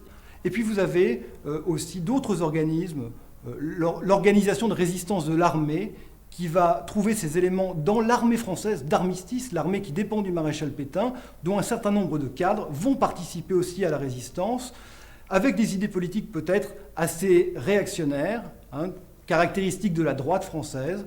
Vous avez des milieux syndicaux, des mouvements dans lesquels des anciens membres des syndicats français vont entrer. Finalement, la résistance française est tout à fait multiple dans ses formes et dans ses idées. The man who did most to achieve de Gaulle's vision and unify the disparate resistance groups was Jean Moulin. The most famous picture of him, actually taken before the war, has come to symbolize for the French the very essence of resistance. In 1940, in his role as préfet in Chartres, he refused to endorse a document stating that villagers at Saint-Georges-sur-Eure had been killed by Senegalese soldiers in the French army, when they had in reality been killed by the Germans. He was imprisoned and beaten up, and fearing that he would succumb to torture, cut his own throat with a piece of glass. He survived and was released. Et c'est aussi pour cette raison que cet objet-là, qui est l'écharpe, une des écharpes de Jean Moulin, est un objet symbole de cet homme qui s'est ouvert la gorge pour refuser d'obéir aux Allemands, mais qui portera toute sa vie ensuite une cicatrice, cette cicatrice qu'il masquait avec une écharpe pendant toute la durée de ses activités dans la résistance en France. Jean Moulin joined de Gaulle in London and, as his delegate general to the occupied territories, undertook 2 long missions to France. There he succeeded in persuading the 3 main southern resistance movements, Henri Frenet's Combat, Emmanuel Dastier's Libération, and the communist FTP led by Jean-Pierre Lévy, to work together under the title Mouvement Uni de la Résistance. The MUR's military wing was called the Armée Secrète, led by Général Delestraint and pledging allegiance to de Gaulle.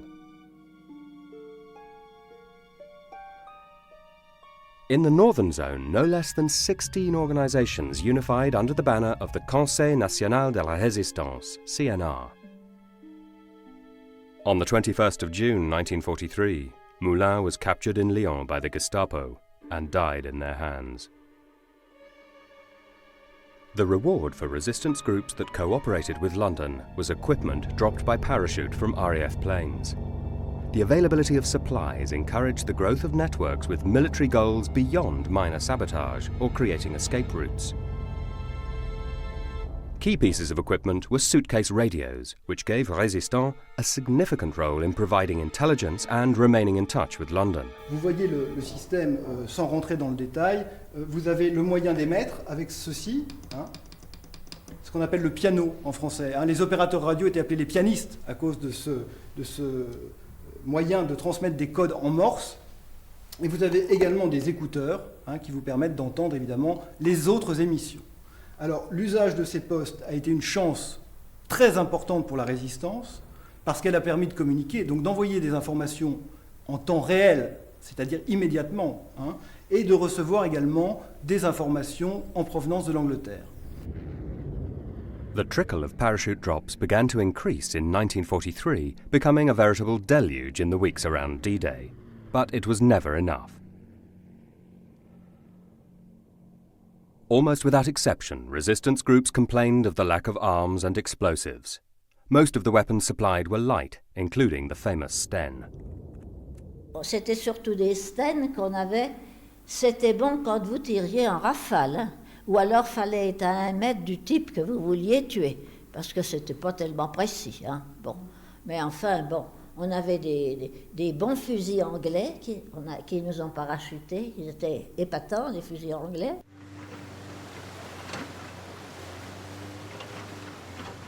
Allied landings in North Africa in November 1942 provoked an immediate response from the German forces in France. They moved south to occupy the Vichy zone and protect their vulnerable southern flank. One effect was to further discredit Pétain's government, which had already provoked contempt amongst the population through its slavish collaboration with the occupying power. Not least of its contemptible actions was to participate in the rounding up and deportation of Jews. 42,500 of whom were sent to the death camps in 1942. With the southern zone occupied, any remaining pretense at independence was revealed to be a sham. And Vichy was about to embark on a course of action that would seal its fate. At no time after the invasion of France was German military production sufficient to meet Hitler's needs. And as more and more Germans were conscripted into the forces, the need for workers to increase production of weapons and military equipment increased. The only solution was to recruit them from her conquered territories. This was to have hugely significant consequences.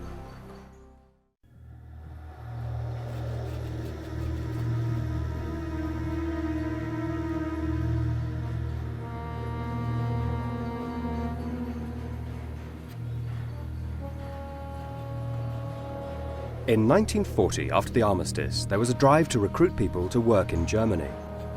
The French were not seduced. By the beginning of October 1941, only 48,500 people, 14,500 of them women, had volunteered. The result was miserable by comparison with the 1 million workers Germany had garnered from Poland and the 150,000 from Czechoslovakia.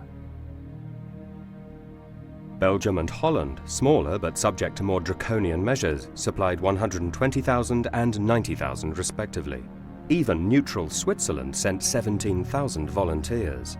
A second recruitment drive in France netted a further 150,000 workers, but it was not enough.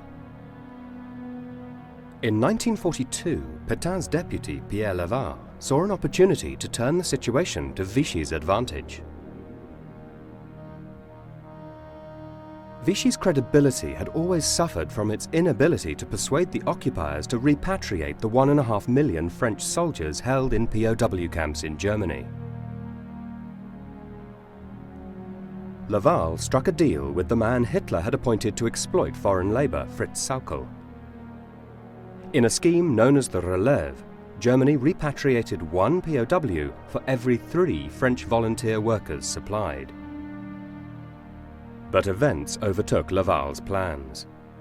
At the opening of 1943, as the German Sixth Army collapsed and surrendered at Stalingrad, Sauckel needed 500,000 workers fast. On the 16th of February, Laval was forced to bring in the Service de Travail Obligatoire, STO, which specified a 2-year stint in Germany and for which all Frenchmen between 20 and 22 were required to register. Many refused and took to the hills. Lorsqu'on refuse d'aller travailler en Allemagne, on va devenir un clandestin. On va être obligé de quitter sa maison, sa famille, son identité et se réfugier où l'on pourra. Et c'est grâce, finalement, indirectement, à la création du STO que les jeunes gens qui ont refusé d'aller travailler en Allemagne ont formé et alimenté les maquis sur le territoire français.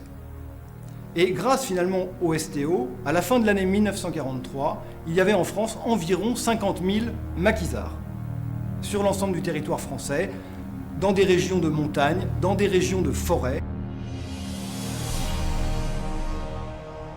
Maquis comes from a Corsican word to describe a landscape of dense shrub and woodland. It marks an important shift from what had been predominantly urban resistance to a rurally based form of resistance initially in the southern zone. Some areas had their own traditions of rebellion and resistance, like the Moulin in Burgundy, where foresters and farmers had been at odds with governments and tax collectors for centuries.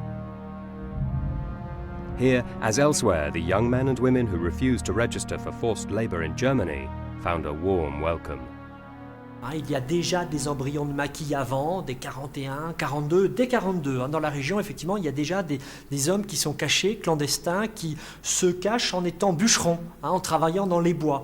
Et surtout, à partir de 43, février 43, ils vont accueillir tous ces jeunes réfractaires au STO. Il va y avoir des filières, en quelque sorte, pour les accueillir, pour les protéger, pour les réfugier, dans un premier temps. Et ça sera les premiers embryons de maquis en 1943, où arrivent effectivement tous ces jeunes réfractaires.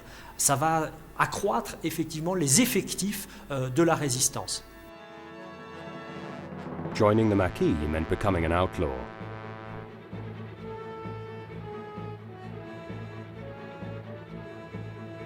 As well as the 20 to 22-year-olds first targeted by Laval's STO who fled to the roads, woods and hills to find refuge, there were other refugees from the Reich. To be a member of the Maquis was to be both a bandit and a soldier. Il y avait aussi des étrangers dans cette résistance, des mineurs polonais de Montceau-les-Mines en particulier. On pourrait rajouter aussi des réfugiés espagnols, républicains, qui sont venus également dans la région. Donc on peut dire une résistance plurielle en quelque sorte, où il y a des horizons différents, des ouvriers, mais également des intellectuels. Et puis la population locale. On était tous unis et c'est ça qu'on a essayé de garder après la résistance. On avait un seul fil conducteur, c'était pas bouter l'anglais hors de France, comme Jeanne d'Arc, c'était bouter l'allemand hors de France. C'était notre fil conducteur, voilà. On était tous d'accord pour ça. On parlait pas de politique, on parlait de rien du tout, c'était ça, on était là pour ça, voilà.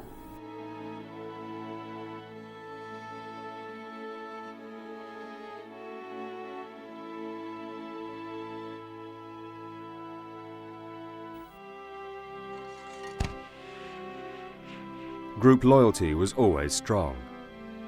Bands had their own culture, style, name and structure, some democratic, some autocratic, but all typically owing their existence to a single strong leader. The relationship with the local population was close.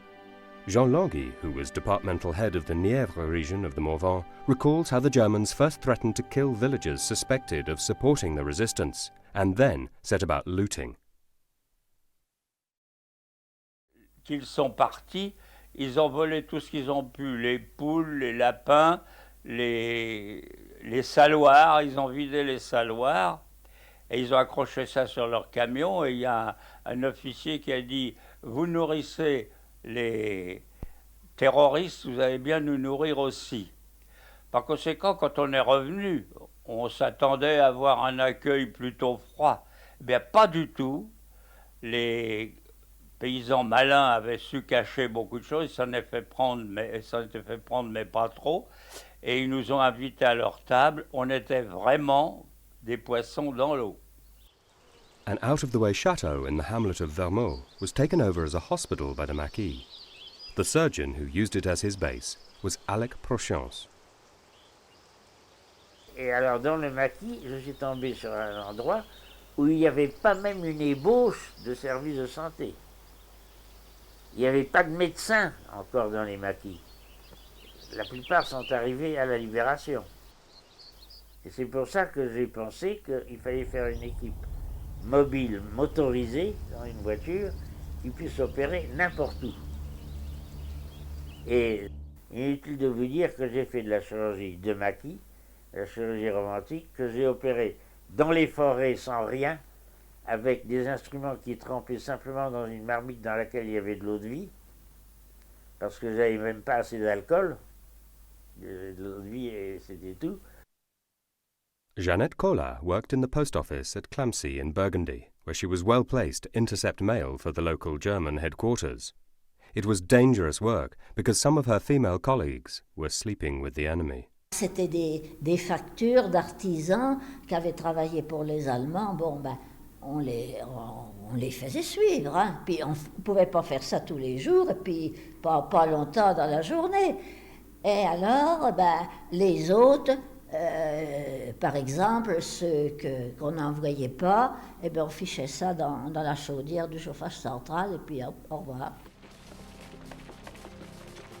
When the Germans occupied the Vichy zone in November 1942, they disbanded the Armée de l'Armistice, the token military force that Pétain had been allowed to retain up to that point.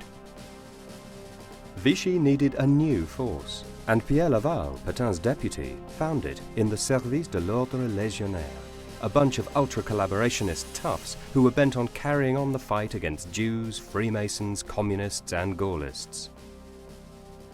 From these were recruited a new militia, or milice. Une partie de cette milice française, qu'on appelle la franc-garde, va devenir le bras armé de l'ultra-collaboration, c'est-à-dire en fait une police politique au service de la Révolution nationale et des idées du maréchal Pétain. Cette police politique va devenir l'équivalent français, si l'on peut dire, de la Gestapo allemande. C'est-à-dire que son rôle principal va être la chasse à ce que le gouvernement de Vichy appelle les terroristes, c'est-à-dire les résistants, les maquisards. The Milice launched a cycle of assassinations, settling old scores with those they regarded as undesirables. As hatred of them increased, they became even more vicious. Even Pétain deplored their hideous reputation. In the eyes of the resistance, they were worse even than the occupiers, traitors who had dishonored France and deserved no mercy. When they were captured, they were summarily shot. As the months passed, revenge killings on both sides became increasingly indiscriminate.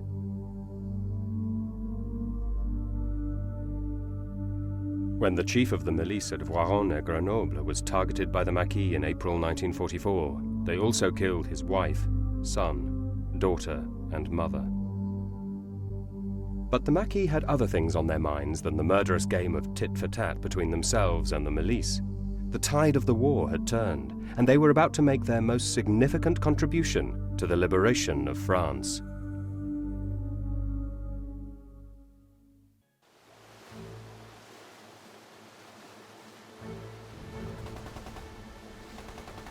The Normandy landings on the 6th of June 1944 triggered a massive upsurge in resistance activity.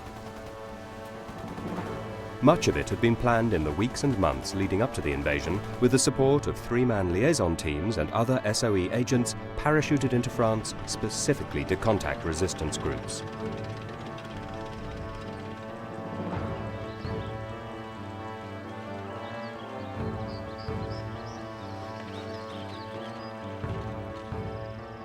Je crois qu'au moins dans le Morvan, ça a eu une importance primordiale pour le développement de la résistance armée. Ça nous créditait aussi auprès des Alliés pour l'envoi d'armes, parce qu'ils faisaient des rapports et leur disaient, ben voilà, il y a tant de maquisards, c'est solide, c'est sérieux, ce qui fait que Londres était plus enclin à nous envoyer du matériel. Et le matériel que nous avons reçu à partir du 6 juin a été considérable. C'est par tonnes que c'est tombé. Parce que quand nous avons pu armer à peu près 10 000 hommes, l'effectif d'une division, grâce à eux.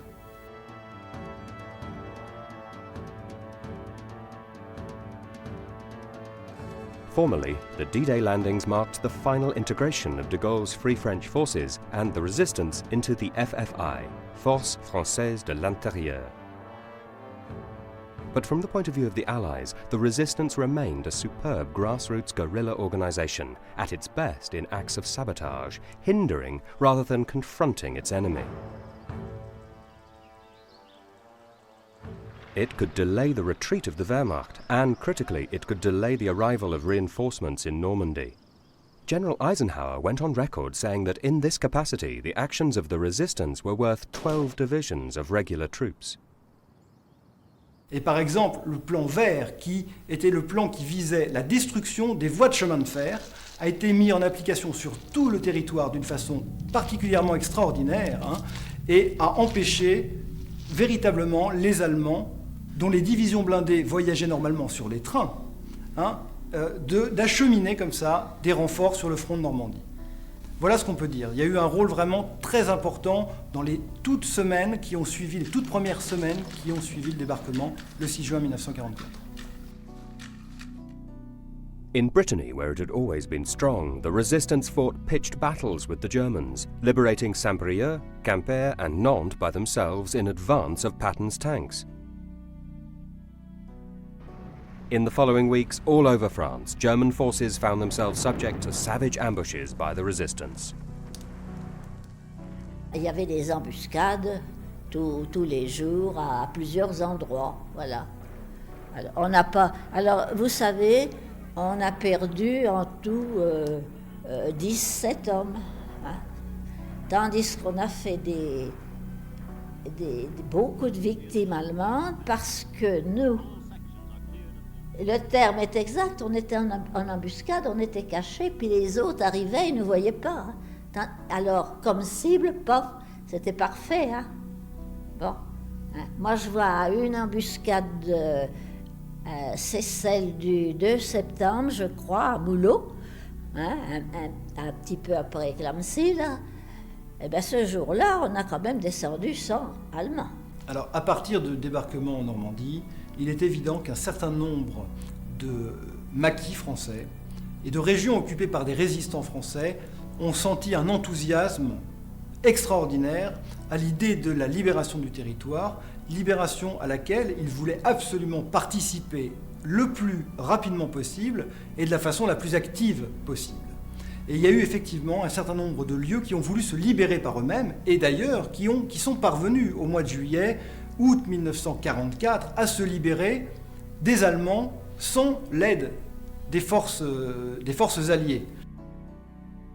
Between January and July, the Maquis staged uprisings on the Glières Plateau in the Haute-Savoie, at Montmouchet in the Auvergne, and on Vercors Plateau, southwest of Grenoble.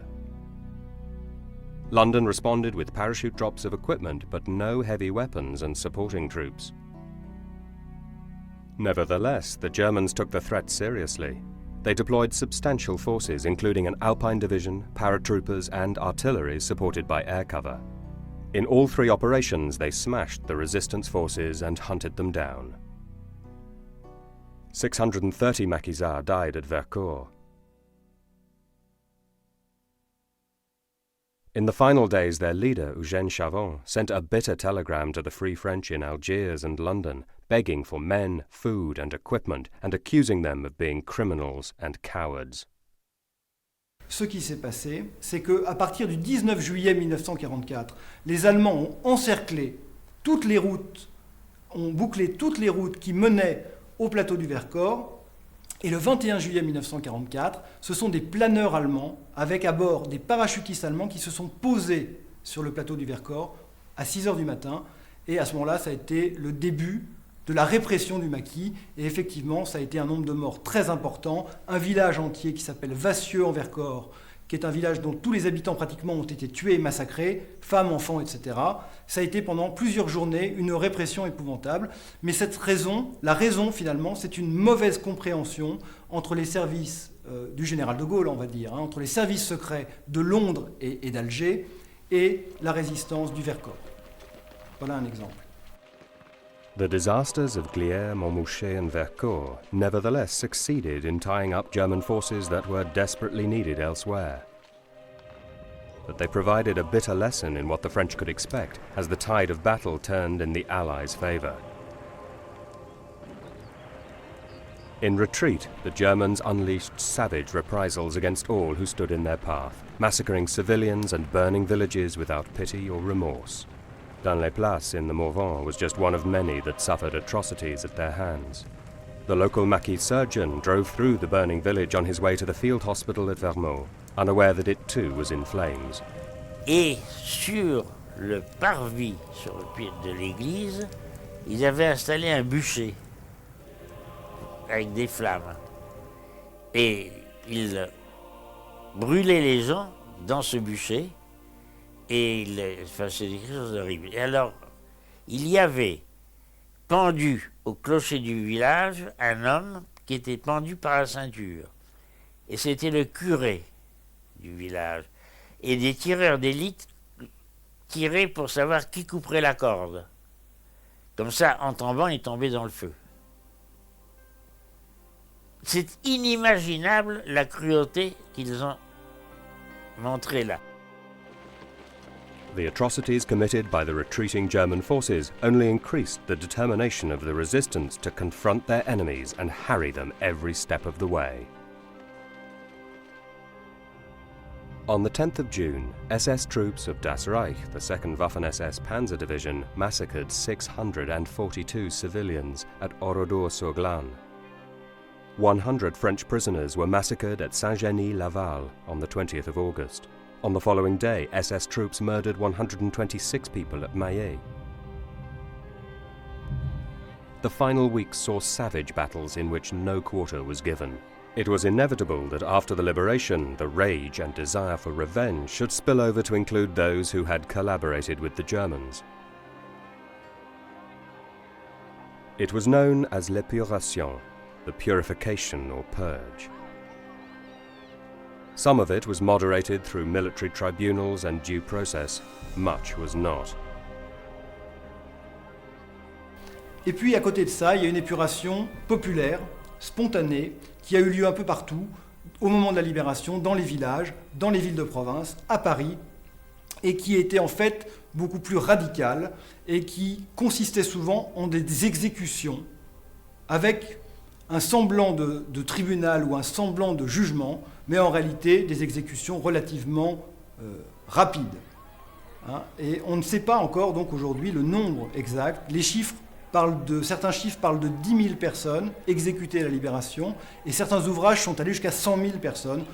Très vraisemblablement, on est plus près des 10 ou 15 000 personnes victimes de cette épuration massive.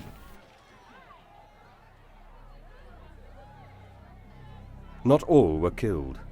Among the most notorious images of this period are those of women who were accused of sleeping with the enemy, collabos horizontales, as they were known. Shaven and exposed to public humiliation.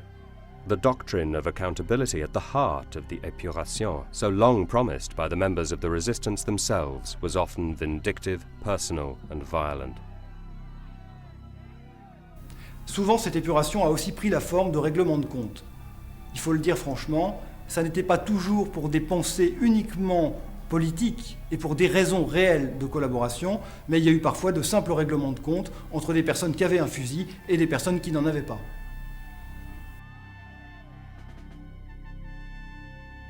Many Vichy officials, supporters and collaborators escaped to Germany, but Pétain and his deputy Laval returned to face trial.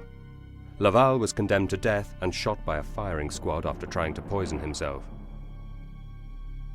Pétain had his death sentence commuted and died in exile on an island off the Brittany coast in 1951.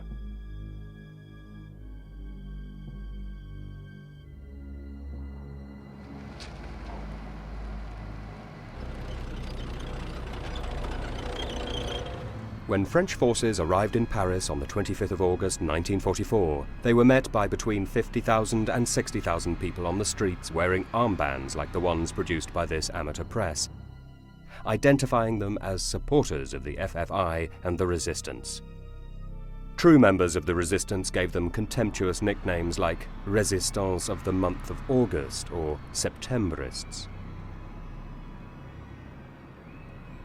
But as order and government returned, members of the resistance found themselves increasingly sidelined. Many went on to fight as regular soldiers in the Allied advance on Germany, but many did not. Their dream of expelling the occupiers had already been achieved. History moved on.